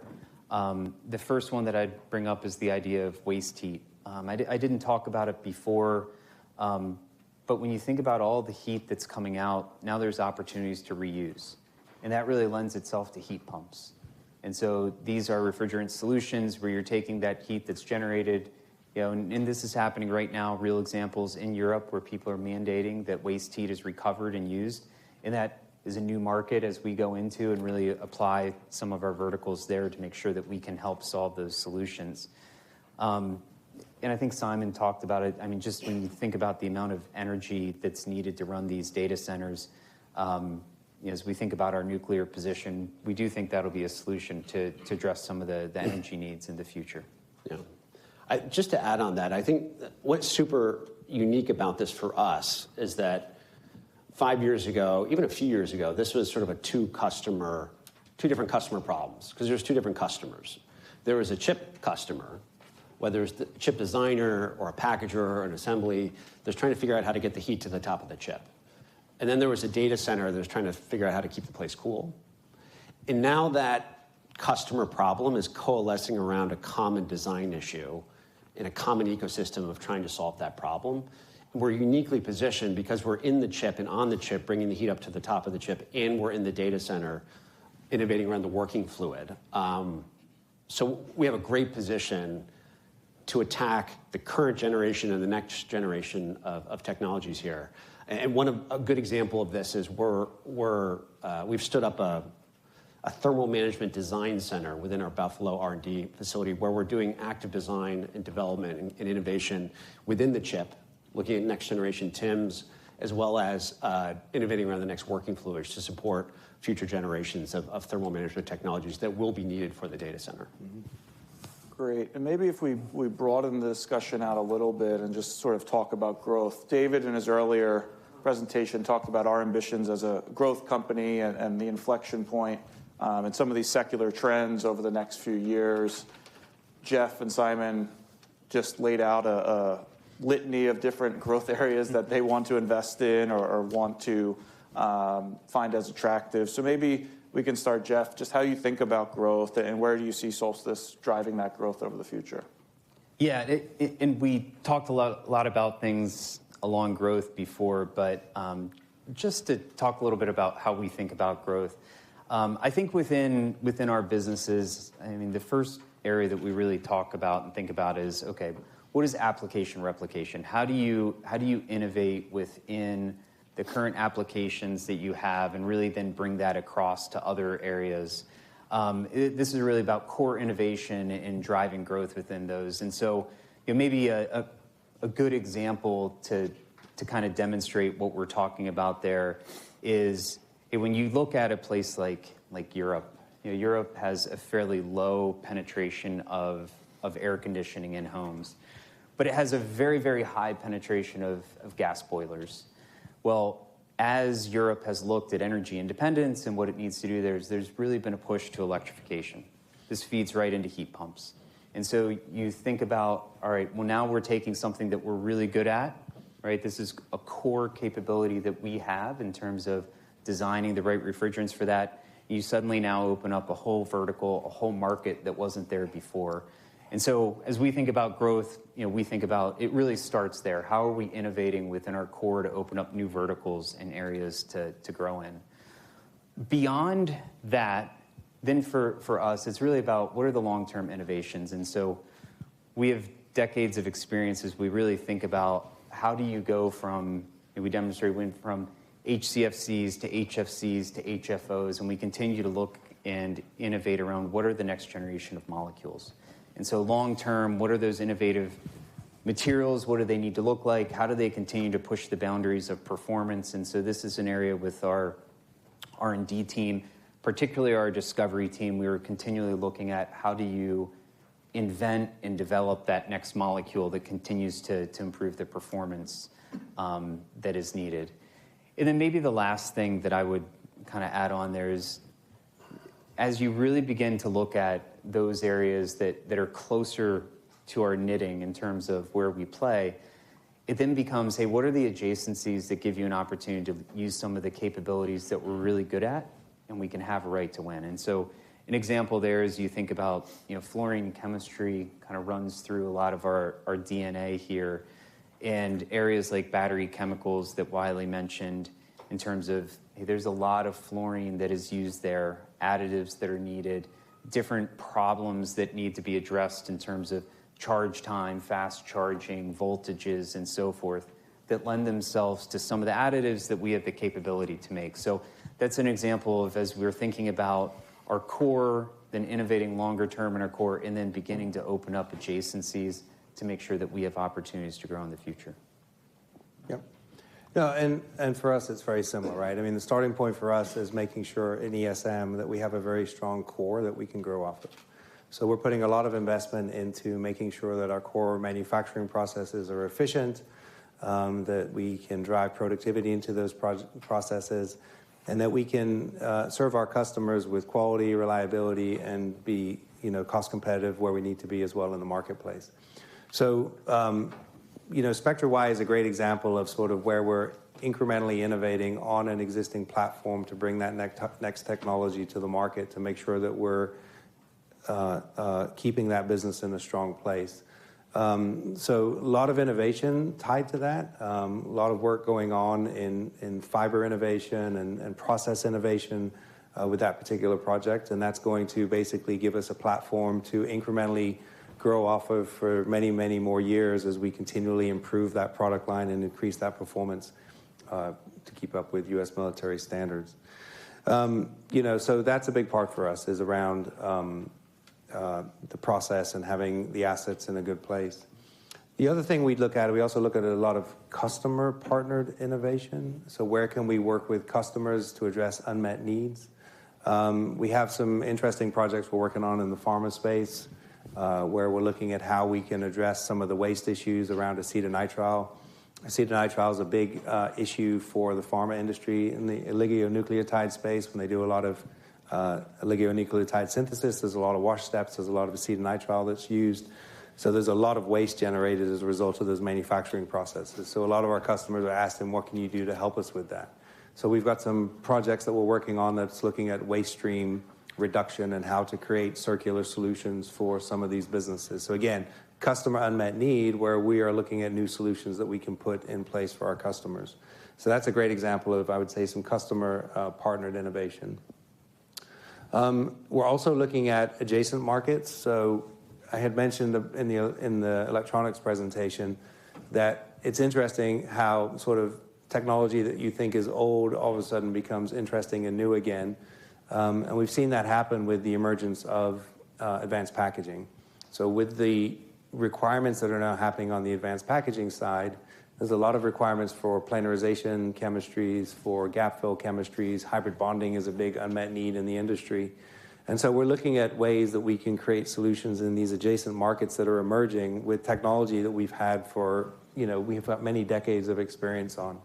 And so it's interesting to see how that is also happening as well, where we're getting to take some of the stuff that we've typically used in the front end, and we're now able to move it into back end applications because there's all these emerging unmet needs that need to be addressed. And so we have active innovation programs working on these adjacency plays as well. The other one I'll mention as well is just on our phase change materials. I mean, we're constantly looking at what we can do to increase that portfolio. So we actually just did a launch of a product there, a new product, we call it 6880. Actually has better bleed out. So we got a lot of feedback from our customers that the performance was good and they liked it, but there was too much pump out on it. And so we fixed that and improved it. So there's, again, an incremental innovation on an existing product that is addressing one of our key customers' unmet needs. So we have a lot of different approaches to innovation. I would say at the end of the day, what's really key is getting close to our customers and making sure we understand what the customer unmet needs are and then how we can innovate towards solving those problems. And that's really the starting point for us for a lot of this. And for Wiley now, obviously Jeff and Simon have a lot of different areas that they're interested in growing. I think one of the areas that you talked about from a corporate level is prioritization within strategy. So how do you think about tying it together and prioritizing where we should grow and invest? So David, in his opening remarks, talked about the strategic pillars, which are really tied to secular growth trends, which we're very well positioned to continue to attack. What we like to prioritize and continue to prioritize is not only that secular trend, we want to do more than that. I think secular trends are great, but we want to grow faster than that. And so we look for opportunities where we can differentiate across the value chain within those secular trends, where we can make an outsized contribution to solving that customer problem. A good example is the metered dose inhaler project that Jeff alluded to. Metered dose inhalers and inhalation therapy in general is a great market, good growth. What we're doing is coming up with a new technology platform that's being adopted by the market, which will allow us to grow much faster than that market in general. And that's what we look for. We look for ways to improve adoption of our technologies across good, strong markets. So from a prioritization perspective, that's what we're looking for. But we're also looking to optimize our manufacturing footprint. As a materials company, generally speaking, to sell things, we have to make them first. So we spend a lot of time focusing on the optimized manufacturing footprint. And we have a great base, excellent base. And as we move forward, we continue to look at what's the most optimal solution. Do we reinvest and expand our base? Do we partner to co-manufacture?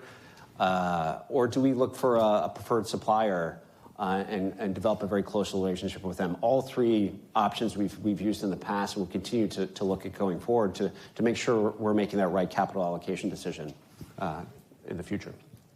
And then when we think about growth a step further, obviously David highlighted earlier some of the organic investments that we've historically made, as well as planning to going forward. And there's a lot of areas where we already have strong footholds. But the natural question is always around inorganic growth and sort of that balance between organic versus inorganic. So as Chief Development Officer and looking at that from a strategy perspective, how do you think about balancing organic versus inorganic growth? I get the question a lot, what's your M&A strategy and what are your M&A priorities? And I don't like to start there. My firm belief is everything starts with our strategy. And even zooming out farther, it's what is our customer strategy? What is their technology roadmap? Where are they going 3-5 years down the road? Where's the puck going? And how do we help our customer get there? And what is the problem they have? And we then work our way backwards and say, how do we best get to the preferred solution to support our customer? And it's a build, partner, buy equation that we always look at when we look at our technology platforms and our growth strategies. And we have all options available to us. So if it means going out and doing it ourselves, reinvesting in our R&D program, which, as David alluded to, we are doing, or if it means going out and acquiring somebody, that's a tool we have in our tool belt. That opportunistic bolt-on to help support a technology platform that will solve that customer's problem today and tomorrow and 3 years down the road is definitely something available to us. But it's one tool in a big tool belt here. I do think we can't invent everything internally, though. So there will be opportunities to bolt on things to help support our growth plan. Those will likely be aligned to our strategic pillars. It'll likely be, the rationale will likely be aligned to moving faster, moving with high probability of success, and being better suited to solve that customer problem. Great. And maybe last area I want to touch on in the time we have here is the operating system. David talked a lot in his early remarks around a refined operating system that's fit for Solstice. Maybe we'll start with Wiley, and then Jeff and Simon, you can talk about your business experience. But Wiley, can you talk more about what we're trying to drive at with the Solstice operating model, sort of built on the Honeywell legacy here? So we're inheriting Honeywell Accelerator, which is a best-in-class operating model. It's got the rigor, it's got the processes, it's got the say-do culture that's embedded within Solstice. Not only that, it's a foundation that's been heavily invested in by Honeywell. Data is currency these days, and what we're getting is a tool that's full of digitization, enterprise data warehouse, AI tools. It's a training and technology platform that we're starting with. And as a $4 billion company, that's not something we could have, or would have been difficult for us to develop ourselves. And that's our starting point, which is we couldn't be in a better position starting out with that. And what we're looking to do, though, is to refine that and say, okay, this is great. We've got the great foundation, but what are the 4 or 5 things that we need to focus on to be truly successful and continue to be successful as a materials company, advanced materials company? And it's the 5 pillars here, which is we need an innovation engine that's never idle. It's continuing moving. We need a commercial strategy that brings that innovation to market. We need a supply chain that delivers quality and on time and supports our customer and has the right suppliers in the supply chain. And a manufacturing base that's first focused on safety, and then second, delivers efficiency and optimization. And all of that, as we continue to move forward and reinvest in our growth platforms, we're placing the incremental dollar in the right place. Each of those pillars has an executive sponsor within Solstice. Simon's the sponsor for innovation, and Jeff is the sponsor for commercial excellence. So maybe, Simon, you can maybe double-click on what you're doing in that space. Yeah, a lot of good activity in the commercial side, and I'll reiterate what Wiley said. I mean, we're at a really strong starting point with a very rigorous like MPI development process as an example. So we're just looking at ways that we can make that, refine that for our operations. So example, we have sort of a one-size-fits-all stage gate process. We recognize that there's a need to probably have some simpler version of that for more simple projects that we need to execute in our business to drive more agility. So we're looking at what we can do there to look at maybe having some different versions of the process, again, to better fit with what we do as a business. So that would be one example. We are in the process of rolling out some new tools. So we're changing our software that we use for managing our process. We're in the process of rolling that out. We've also are looking to make sure that, you think about the R&D organization, we just went to become now a smaller company. And so we're also looking at what we can do to make sure that that organization is well taken care of. We're relaunching the Fellows program for our business specific to Solstice. We're looking at sort of the whole career ladder and what we want to do for the innovation organization so people can progress in their career the right way and be, happy working here for long term. So we have a number of activities there. We're also looking at building on the AI work that's already been done. We're also in the process of looking to roll out an AI operating, I'd say a new software platform that allows us to have an AI backbone sort of digital operating model for Solstice going forward. And that ties into our overall AI strategy and how we sort of feed data into our data warehouse.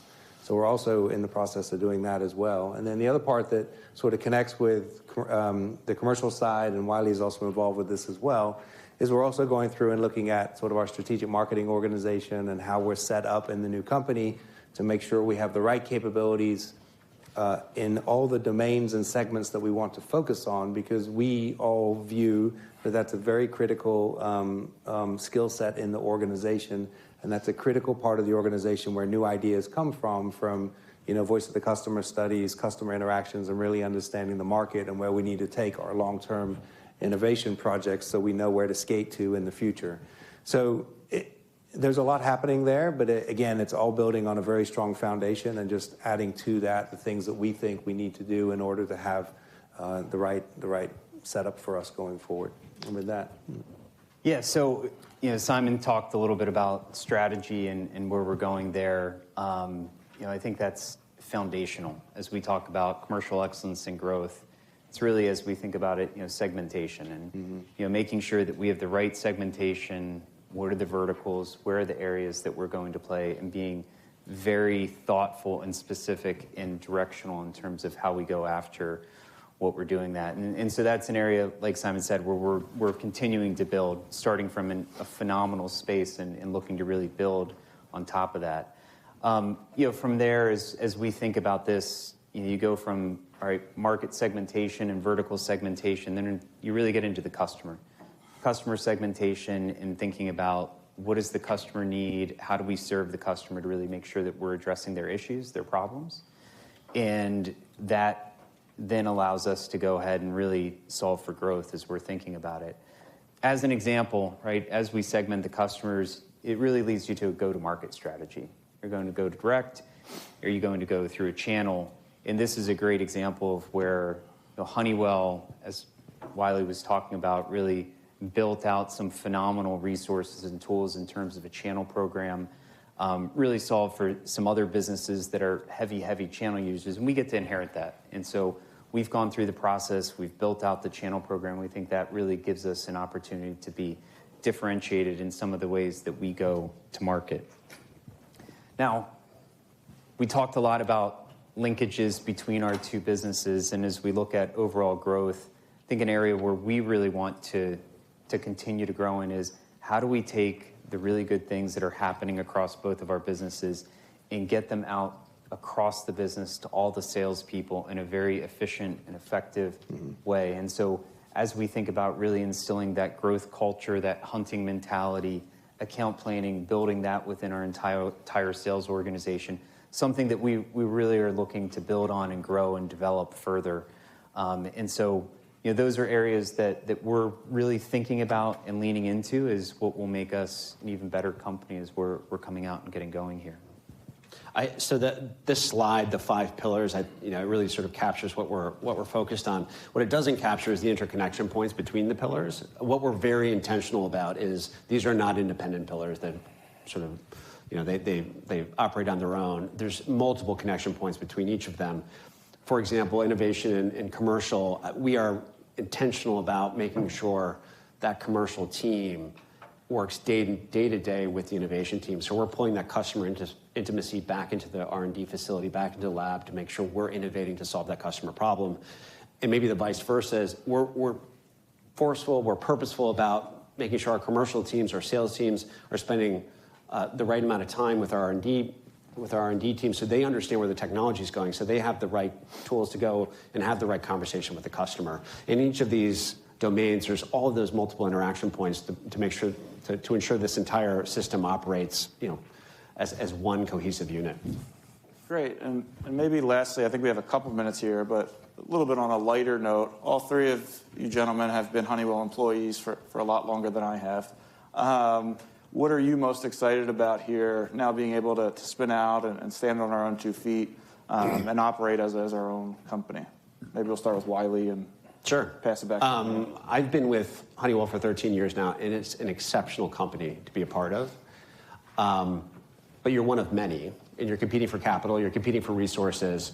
And what's most exciting for me is, as an independent company, we're one of one, and we get this chart our own path here, and we're sort of masters of our own destiny. So we're super excited to really focus on everything that we're meant to be focusing on to continue to be successful as an advanced materials company.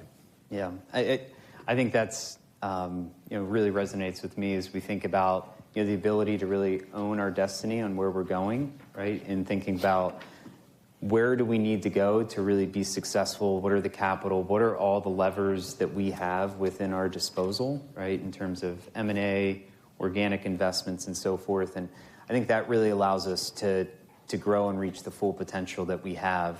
As you look, you'll see the team out doing the product demonstrations and so forth. And I know the team's very excited about that opportunity, and you'll probably sense it in their excitement as they're talking about what they're doing on their products.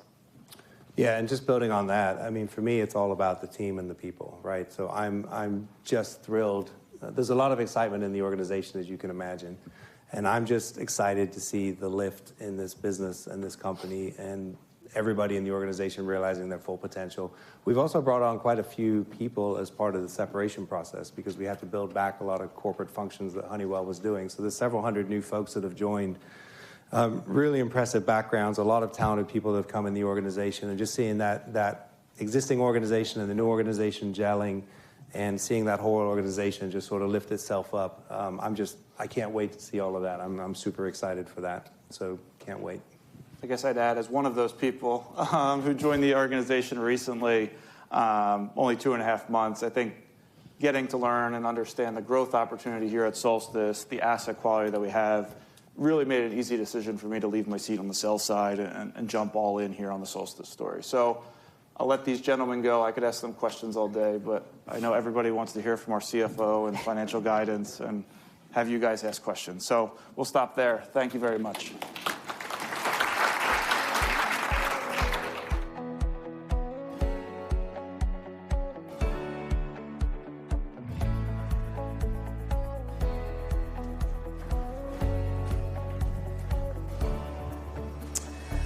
Okay, well, thanks, Mike. It's really great to be here this afternoon.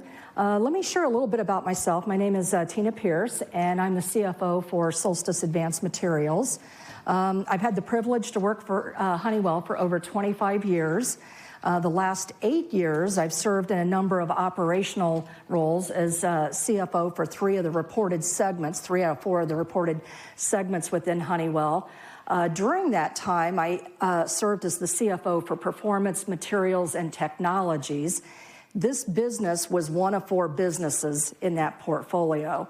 And that's where I learned that it was really a hidden gem. And so when Vimal announced that he was going to do the spin of this business, I quickly raised my hand and jumped all in. So very excited to be here.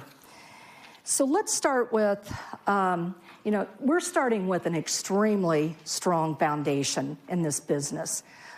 First is the resilient sales growth that you heard about. Even during COVID, even during the pandemic, our sales were only down 5%. And on the next slide, we'll talk a little bit more about how we're doing that. But this business over the last 7 years has been extremely resilient. Secondly, the best-in-class margin profile at 26.4%. A lot of that's driven by the innovation, and I think you could sense the passion that you just heard from our panel and all the different growth ideas and the areas that we're going to be focusing on that have very strong secular demand trends.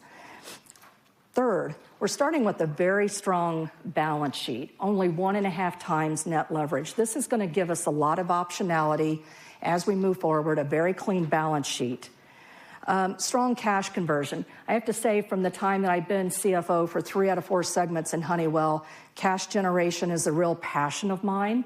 And in fact, we've already started looking for new ideas, a fresh perspective, looking at every element of working capital on what we can do to be even better and sharper.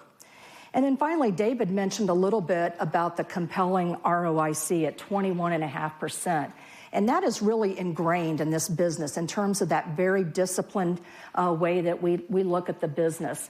Jeff mentioned the AstraZeneca deal. This is one where we signed a long-term contract and we built the asset. We've got that up and running now, and we can bring it to scale. That's how we tend to approach these type of opportunities. So let's go a little bit deeper on the resilient sales growth. 4.4%, much stronger than our peers. David also mentioned that this is all organic. Over the last 7 years, we have not done any acquisitions. So absolutely all of this is organic. We have a very desirable footprint. 90% of the U.S. sales are actually manufactured in the U.S. And then 60% for the rest of the world is manufactured in that respective region. So when we got into tariffs earlier this year, there's a lot of resiliency in this business because of that very favorable footprint. And where we did have some minor tariff impact, we moved very quickly to price that through or change the supply chain to a more favorable footprint for us to mitigate those tariffs. But really, and we'll talk a little bit more on the next page here in terms of the adjusted EBITDA performance. That's equally impressive. I would say if you look on the right-hand side, these are really what I call the secret sauce behind the how of how we deliver such strong financials. First is that customer tenure, and I think you heard it from all of our speakers today in terms of the customer centricity. Always been part of this business, but even more so going forward. Secondly, in our refrigerants business, 50% of this business comes from the aftermarket. And Jeff also mentioned that for YF, we're starting to see more of that business turn to the aftermarket, so there's additional opportunity there. 45%. So we're constantly innovating and working. You heard about some of the exciting applications from the previous panel. So we're constantly innovating and reinventing ourselves. And then 45% for our ESM business is customer specified. And that's obviously a great position to be in. In Jeff's business, it's really driven by the strong patent portfolio that we have. Now, as we transition here, from day one, from the time that this spin was announced, Honeywell provided the guidance that we would be at a 25% margin for this business in 25, and that's exactly where we're at. We'll talk about some of the areas that we have a few headwinds here in terms of the standalone cost. We're going to stand up a TSA. Most of the TSA is related to the IT function. There's some minor TSAs for the other functions, and those tend to be a shorter duration. IT is the longest. We're going to obviously work to optimize that footprint, but right now we're starting with 12 months. Second, and you may have seen this in the document, we did in 2024, largely in the first half of last year, some opportunistic sales for our Metropolis site. So this is where we were linked or pegged to a very favorable spot rate for uranium back to 2019. Don't have access to those type of spot deals anymore. Over $100 million of revenue associated with that and $42 million of margin.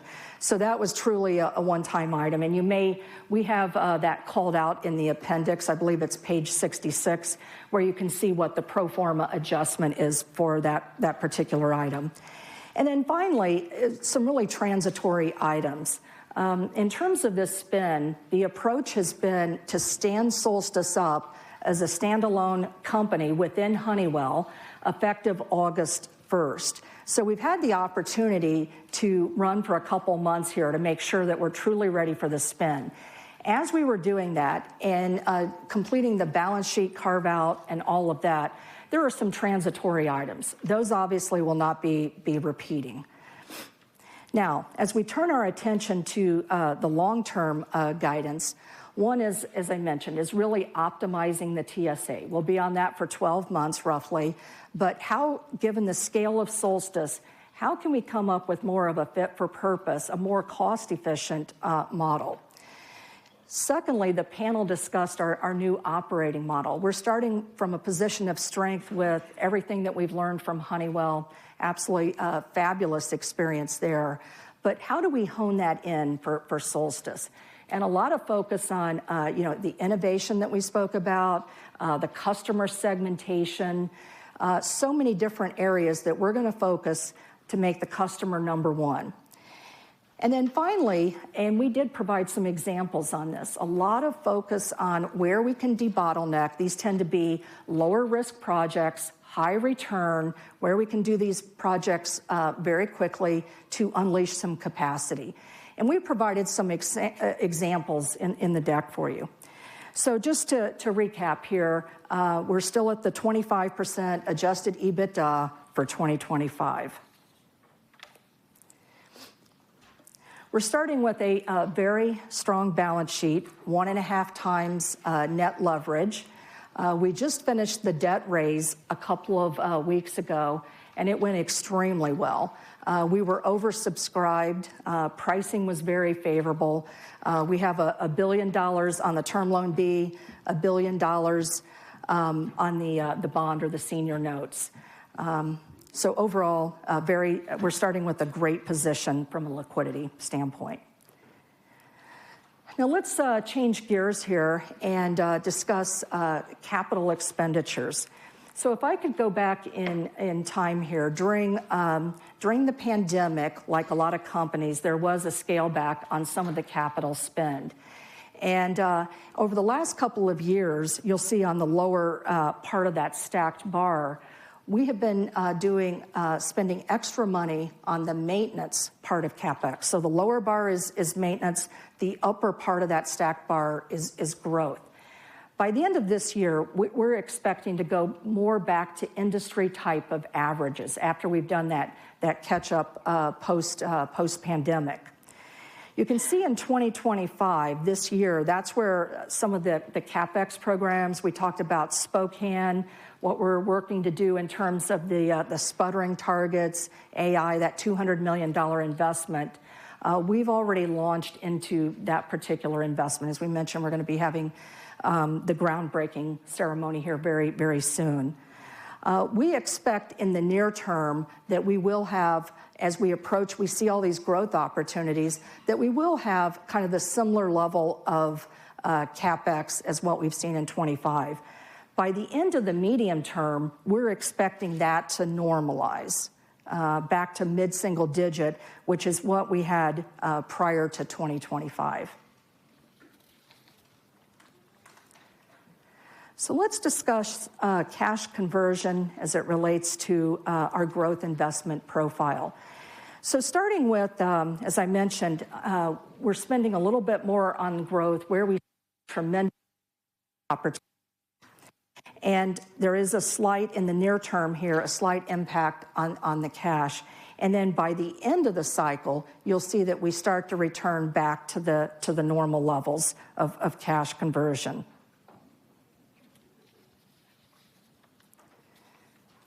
David shared our capital allocation philosophy, and I think if there's one takeaway from today, it's just really this organization is full of growth ideas. And so our first priority is going to be unleashing all of that potential of the business and reinvesting in this business, both in terms of the CapEx as well as R&D and some of our manufacturing assets.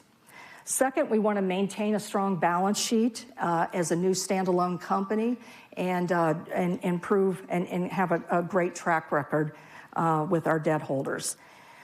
Third, we're looking at selective M&A,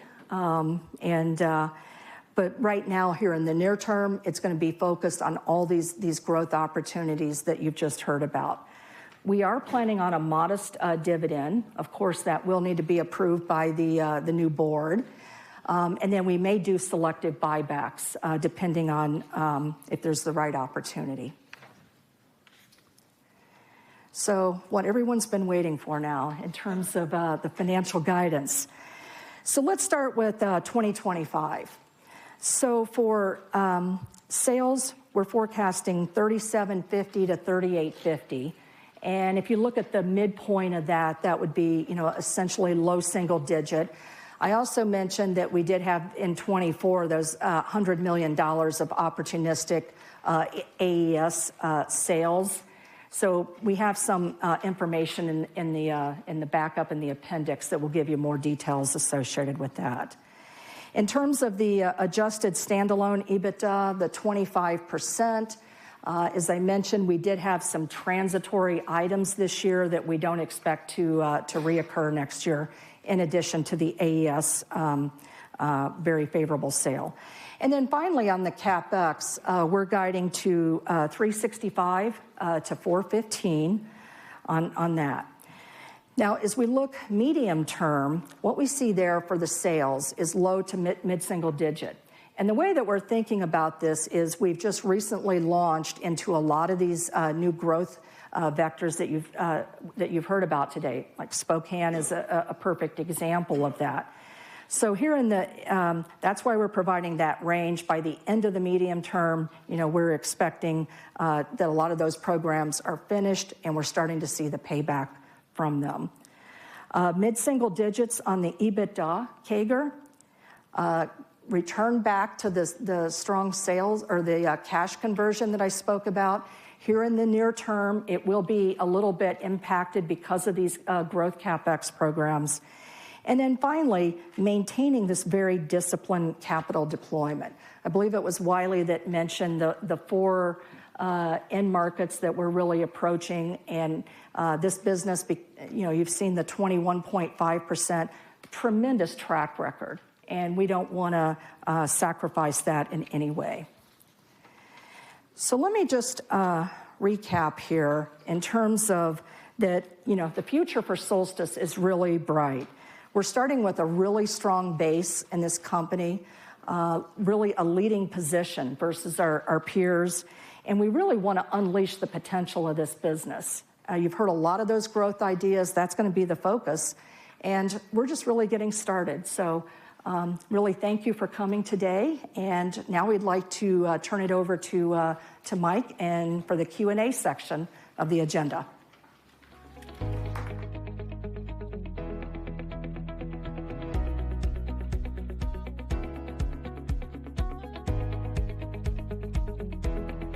Give us a minute to get assembled here, and then we'll fire it up.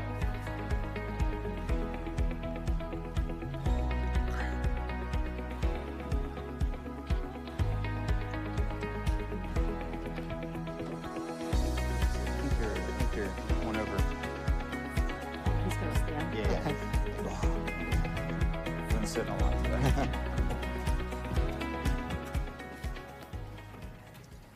All right, so now we'll do about 30 minutes of Q&A. There's 2 mic runners here in the room, so the only thing I ask is just please state your name and your firm to introduce yourself. So maybe we'll start with John here, and then, again, please raise your hand, and the mic runner will come find you.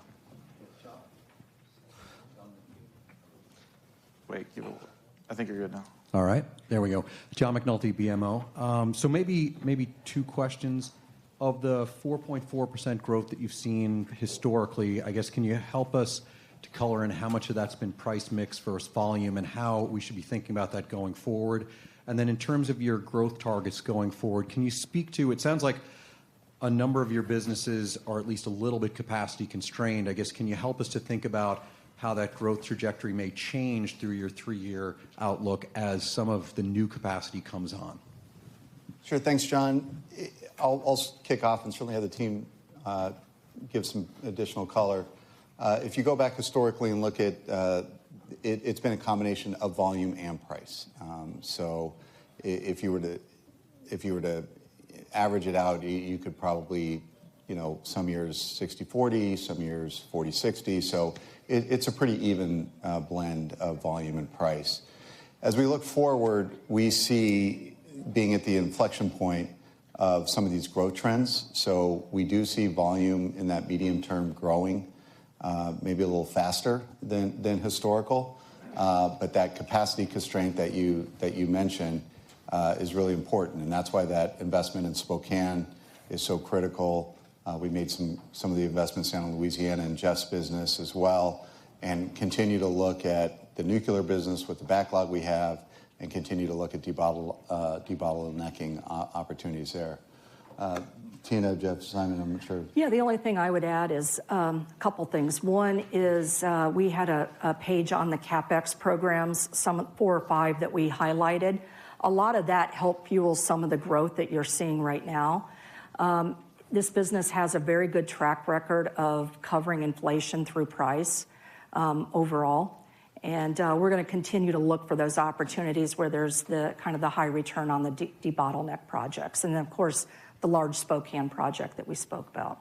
Yeah, and I would add there's debottleneck, smaller debottleneck projects happening, especially in the ESM business, sort of as we go along. So it's not like all of the capacity comes online in one big chunk later on. There's, like I mentioned, capacity coming online in 26.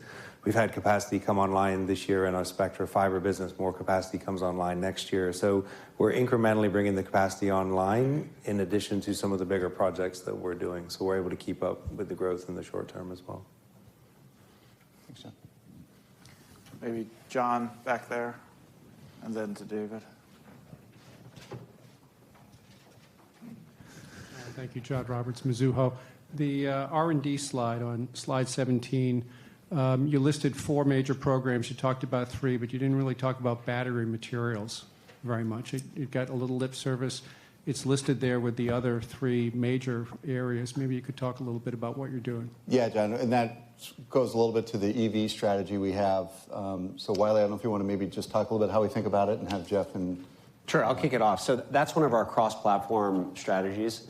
So there's a program within Simon's business. It's an emerging program where we feel like we're well placed to serve that market. It's within the battery itself. It's a component within the battery. And then on Jeff's side, if you think about what a battery is, it's 2 electrodes, a separator, an electrolyte, and within the electrolyte, there's a lot of fluorine floating around.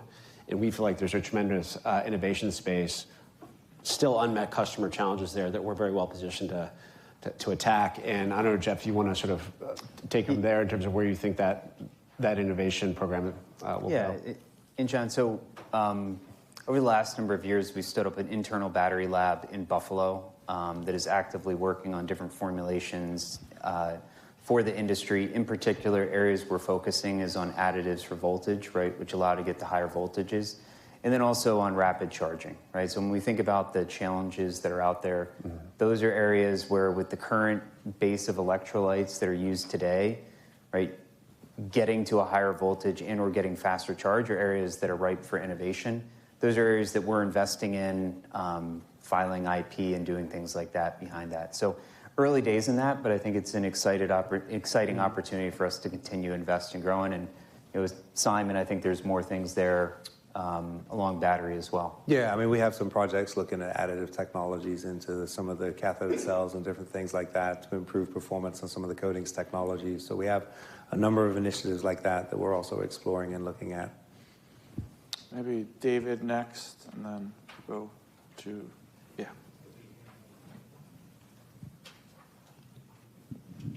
Thank you. Dave Begley, Deutsche Bank. Two questions. Jeff, for you, how do margins vary across your businesses? And for you, David, your returns on capital are very high. So my question is, are they too high? Meaning, are you passing on business that has low return, but also would still be value creating? So how do you think about that? Thank you. Yeah, great. Jeff, I'll have you start. Yeah, I'll grab that. In just starting off, we won't comment on the margin rates of subsegments, but I can point towards that our refrigerants business is the highest margin within the portfolio. Yeah, thanks. The return on invested capital, it's a wonderful number. We have always, as we've built it, saying we need to be above 15 in these large growth projects. It just so happens, we have a very rigorous process. Volumes, usually, have been coming through at a higher level. So we would not pass up if it was a 16, 17, 18 on an internal rigorous metric. If it's an industry that we know we want to grow and we know we can focus and we can get margin expansion. But when you get below 15, we'd probably shy away from it. Maybe next to Arun back there, and then I saw Kevin and Josh. Thanks. Arun Viswanathan, RBC Capital Markets. So I guess my first question is just on the growth. So this year, it looks like HFOs went from 45% to over 60% penetration. Yet if I look at the slide on your sales growth, you're kind of flattish from 24 to 25 on an LTM basis. Am I reading that wrong, or maybe you can just comment on is there some catch-up growth that you expect in 26? And on that note, I think 26 is a year where you won't see a step down in the quotas. So do you still expect to be at a similar growth rate, or would it be on the lower end of that low to mid-single-digit rate for 26? Go ahead, Jeff. Sure. So just thinking a little bit about 24 to 25. So the transition there is you're seeing that growth in HFOs, largely driven by U.S. transition to 454B. So that really was the largest driver that we saw there. As you look at the year-over-year comps, right, remember it includes all the businesses, and Tina did talk about some of the one-timers that we saw in the prior year. So as we're lapping those and we get back, we see ourselves getting back to kind of the more normalized growth rates. Yeah. And I would just maybe add one other thing on just highlighted the aftermarket business. As these HFO stationary units get into the market, you'll start to continue to see growth in our aftermarket sales, which is actually a little bit higher sales price and margin. So just to confirm, it sounds like you don't have the $100 million from the extra uranium sales, but was there also some other offset, like lower Freon pricing or something like that? Did refrigerants grow at a respectable clip for you guys this year? Overall, as you look at the refrigerants business, it has been an attractive grower year over year. So we are seeing that come through with relatively stable pricing. And the other question I had was just on immersion cooling. When do you expect some kind of commercial revenue and EBITDA, if at all, or what's the kind of path in that business? Go ahead. Sure. I'll go ahead and start, and then I can let Wiley. I think as we look at it, we really look at it as an ecosystem across the whole cooling needs. We see the next commercialized process being out there really being two-phase direct-to-chip. I think that's the immediate one that becomes the next innovation. Look, as we look at this industry, it really, innovation continues to evolve, and things move based on what's happening there. I think a few years ago, we would have thought that things would have been pulled in closer, but as we've developed new cooling technologies, that's pushed out to make sure that we have the right solutions at the right time, and that's really driven by the chip makers and the data center. So as we look at it, it's probably, we think it's probably several years away, but we really focus on the the next one coming to market that we see as some form of direct-to-chip. I think that's right. There's nothing really. I think when you think about the two technologies, the direct-to-chip two-phase, that's really to solve the chip power issue. As rack power, rack density starts to increase, that's where immersion cooling comes in. And as Jeff noted, that seems to be a longer-term challenge. So the more immediate problem to solve is the chip power issue. Great. Maybe next to Kevin, as I mentioned, then Josh, then Vincent. Thank you, Kevin McCarthy, Vertical Research Partners. David, I'd be curious to hear your sort of medium to long-term thoughts on portfolio composition. You're inheriting, it seems to me, a portfolio, with a river of fluorine running through it, right? You have world scale, world-class fluorine expertise, and that's a common thread chemistry-wise that runs through nearly all of your major products, it seems to me. One of the classic benefits of spinning companies off is more efficient capital allocation, right? So can you speak to that? To what extent do you see Solstice moving into maybe high growth, high return adjacencies that, might be perceived as a little bit of a step out, from history? And, how do you think the portfolio might be different in 3 years or 5 years? Yeah, thanks for the question. As you've heard Jeff and Simon talk about the segment, I mean, there are really a lot of exciting segments, and there are some synergies within those segments. And so with the margin profile we have, with the resiliency of the sales growth, we really like the portfolio. Having said that, I've always had a process of ensuring you're going through a strategic process on the business as well as the portfolio, and are we the best owners for that? So as we start off, we really like the portfolio, but we'll go through that strategy process every year and see where that portfolio evolves. And as you think about the growth and the bolt-on acquisitions, when you look at those growth pillars that we talked about, those will really be the focus of where we want to grow. Maybe next to Josh,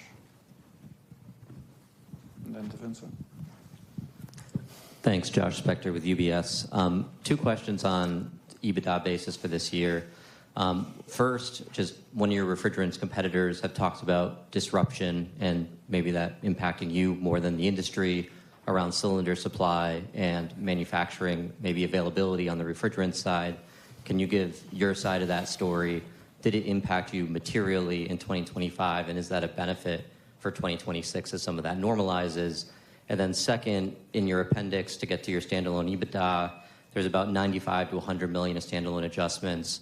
But it sounds like you're saying there's some other one-time costs that maybe are being recurred this year. Can you size those so we have that number as well, please?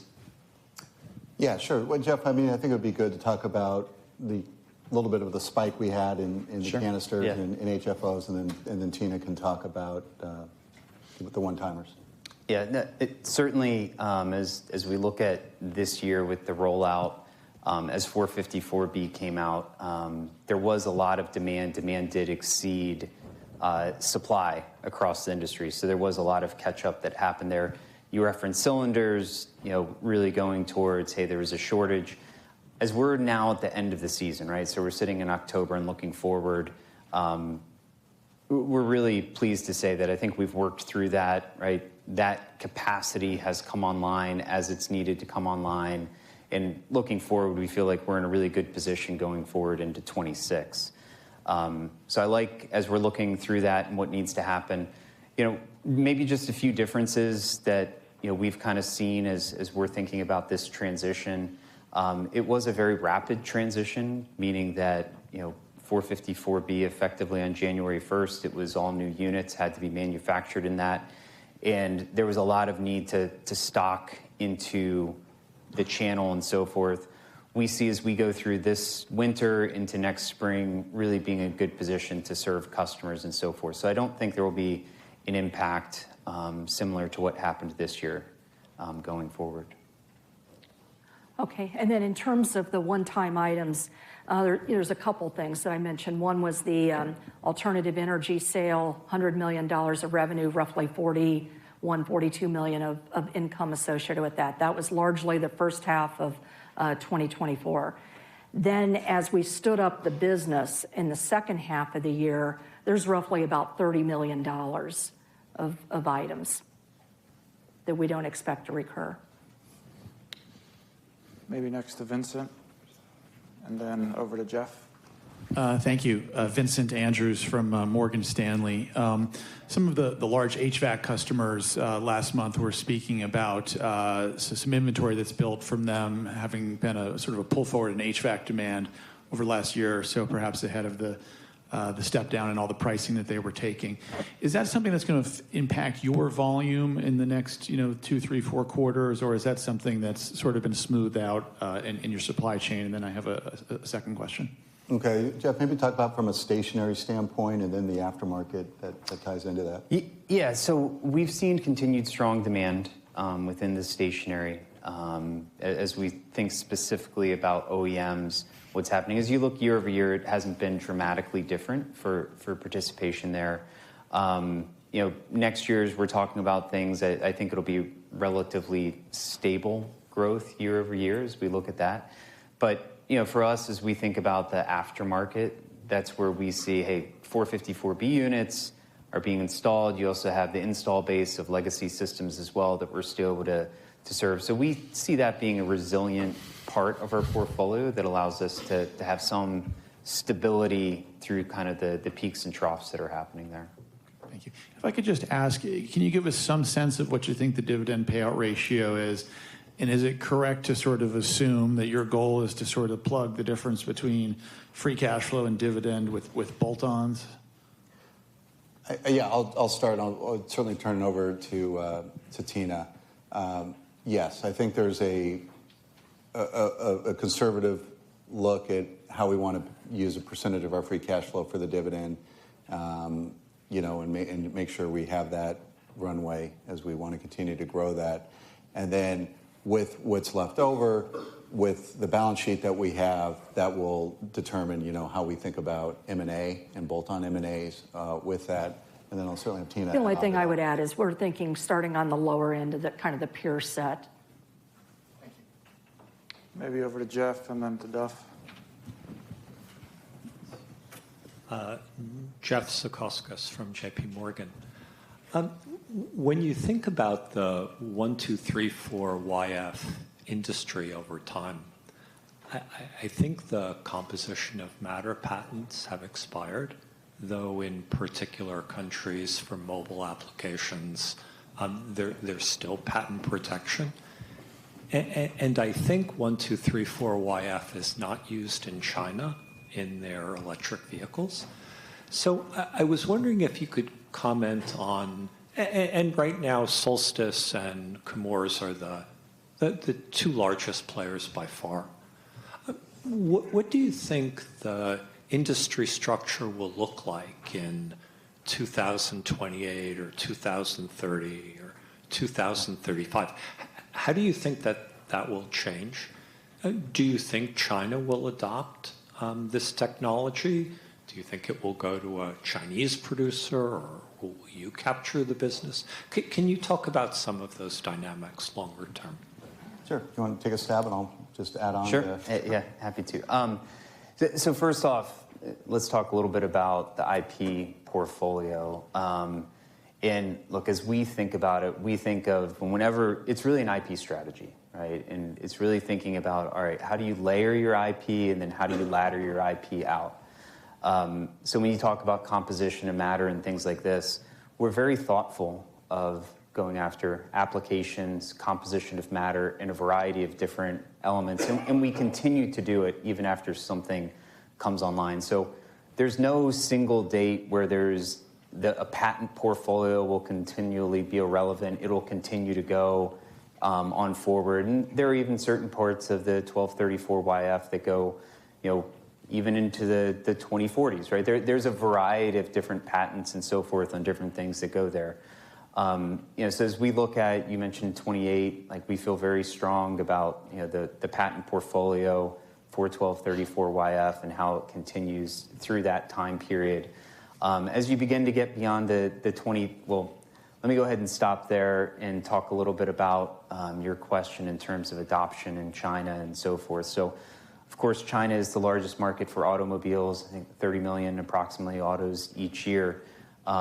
Within EVs, we're seeing strong adoption of YF in China today. So there is an adoption that's happening, and that is beginning to occur, especially in the export market, right? So you have to think about a lot of the vehicles that are being exported. Certainly, we're seeing that adoption. In long term, like we're very close. We're working with leading car makers in China around the globe to make sure that we have a solution that is fit for purpose for what they're doing. And so whether it's a neat product or a blend or things like that, we're really working closely with those automakers in region in China to have the right product for them. So we like, and I think for us, innovating and being close to the customer is critical to it. So I think we will see continued adoption where we'll participate within that region. Yeah, maybe just to add, China has been talking about adoption into the decade. Whether that happens, I don't know.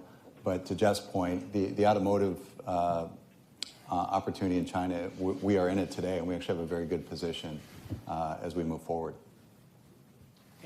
And just to go back, in terms of the industry structure, do you see it as two sort of large players and then tiny players? Or do you think the structure over a 5 or 10 year period might alter? Yeah, it's a little bit hard to answer precisely. We're spending a lot of time thinking about that and what those actions need to take to end up in a really strong position going forward. This is something Wiley and I, we're partnering on and looking forward in terms of how do we make sure we're set up for success there. Terrific, thank you. Duffy Fisher at Goldman Sachs. So if I can go to your bar chart where you showed that 4.4% CAGR over time, it's pretty stark. You've got 4 years in the beginning that are basically dead flat. Then almost all the growth that happens in that 8-year period happens in 2 years right after COVID. And then you kind of come back to 4 flat bar charts after that. So what drove so much of that growth in those 2 years? Obviously, there was some funky stuff coming out of COVID. And then why isn't there more consistent growth kind of in the 4 bar charts in the beginning and the 4 at the end? Yeah, I'll start, and I'll certainly have the team add additional color. You're exactly right on COVID. I mean, if anybody tried to buy an HVAC unit, right around that time frame, I mean, it was incredibly difficult. The demand was just so strong with everything coming out of that. I think when you look at that, and this is why I get excited about where we're at today, is we're at an inflection point on a lot of these businesses. So when you go back there, nuclear was not a growth opportunity. In fact, as we referenced, we actually shuttered that plant. Semiconductors was actually going through, if you remember during COVID, through a bit of a downturn before this advent of AI. So we had businesses, and that's the resiliency of our portfolio, that were doing a nice bit of growing, but offsetting some of those businesses that weren't growing and maybe even had some negative growth. But as we look at where we're at today, we see refrigerants continuing to grow with that nice pattern Jeff showed. We see semiconductors now at a completely different trajectory, and we see nuclear at a place where we have never seen before. So I think the resiliency with the portfolio that we have got us through a lot of that, macroeconomic time. And now we're at this inflection point where all these businesses are now in a really good spot with the secular trends that are going on today. I would just add also, we did some of those debottleneck projects. If you look at that CapEx chart that we had in there and the timeline, it's exactly the timeline that you're referencing. So that was the other lever. Thank you. And then maybe I'd like to go back to Jeff's question on the HFO. If I could. When should investors expect, either in Europe or the U.S., where you've got HFO penetration today, for one of the non-duo today that have the HFO technology to be selling products? So not, say, Arkema that's licensed from you, but somebody who's come in kind of post-patent. When should investors kind of in the mobile market and the stationary market expect to see in Cooling Post an article saying this or that company is coming into the market? Yeah, so as we look at it, we feel very good about the patent portfolio through the remainder of the decade. And so that's as we look at things, I think we have great line of sight to there, and we'll continue to enforce and fight and really protect our IP as far as we can. And like I said, it does go out. There's patents that underline go out even further than that, but we'll continue to make sure that we are enforcing those. Maybe the other point I would just add while you hand the mic to Patrick, I would just add, you haven't heard us today talk at all about the industrial economy, the macro, and that's intentional. We're not banking on China getting better. We're not banking on the industrial world or auto or any of those inflecting. As you guys all know, it's been a very challenging environment the past couple of years, but that's not part of our forecast. We're really driving our own outcomes here, both top line and EBITDA. Hi, Patrick Cunningham with Citi. It seems like you have a pretty unique value proposition on the sputtering targets, specifically, so much so that you have pretty high ROIC investment, IRR investment. It seems like a no-brainer. Could you help us understand your market position in the other process chemistries and some of the advanced packaging? Where do you have the right to win today? What is maybe more reliant on the development of advanced nodes and you winning new business? Yeah, great question. So I think you're very clear on sputtering targets, and we do have a very strong case for growth there. I would say it's very similar as well on our thermal interface materials. If you look at our TIMs and our phase change materials, we have a very strong growth platform there to grow off of as well. When you look at some of these new spaces, some of the new adjacency spaces, we are moving into new spaces, working on new applications. There's qualification period times, right? So there's more uncertainty about the opportunities in those spaces. Although we're getting some early indications on a couple of projects we're working on that there's favorable feedback in terms of what our product is bringing to the table. And what we have a good understanding about is the properties that we deliver in terms of planarization performance or gap fill performance. So we have platforms that are clearly meeting the needs of the market. We just need to work through the innovation development cycle because it's still early in that process. So I can't say to you today that we have a new winning platform for advanced packaging. All I can say is we are working on it. We have a number of different projects. We're engaged with a number of different ideas and concepts. And we're also looking at display. Display is another market where we have some opportunities to do some stuff as well. So yeah, I think really strong right to win with our copper manganese portfolio, really strong right to win with our thermal management portfolio, and those are the two platforms we're really leveraging in the short term while we get these other adjacency plays up and running.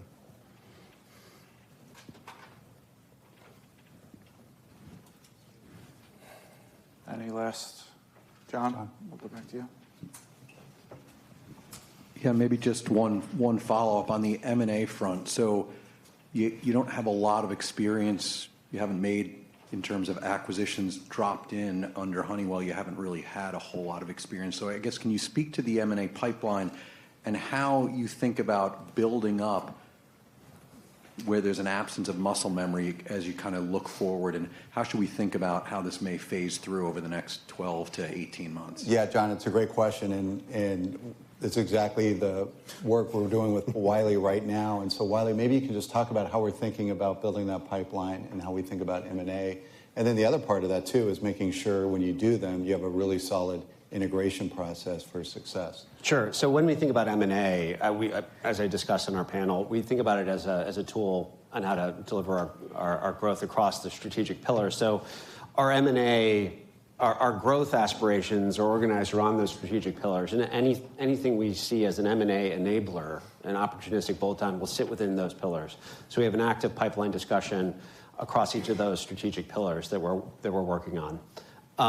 In terms of muscle memory, we're a Honeywell company, and a lot of us came from Honeywell and have actively participated in M&A. So we have that skill set. We're bringing that to the table, not only in acquisitions, but also joint ventures and joint development agreements. The whole portfolio of inorganic tools are at our disposal to be successful here. Yeah, the only other maybe piece I'd add, because this team has such deep customer relationships and history, there's actually customers from our M&A pipeline standpoint saying, we think this might be a good avenue for you to build upon. So we know we have a confidence level that it's a good adjacent market for us. Great. Well, I think we'll stop there. Really appreciate everybody's time. The show does go on next door with our product exhibits and a bit of reception, but I think David's just going to say a few words here. Well, first, I just really want to thank everybody for coming out this afternoon. Hopefully you heard the excitement that we all have about this business and that opportunity to unleash that growth pipeline that's there. We just think we're just in terrific markets with terrific technologies, a strong IP position, a passionate group of employees that are truly our secret sauce. And as we like to say now that we've revealed our brand, we all bleed purple and are going to be excited to see what this company can do and looking forward to partnering with all of you on that journey. So thank you.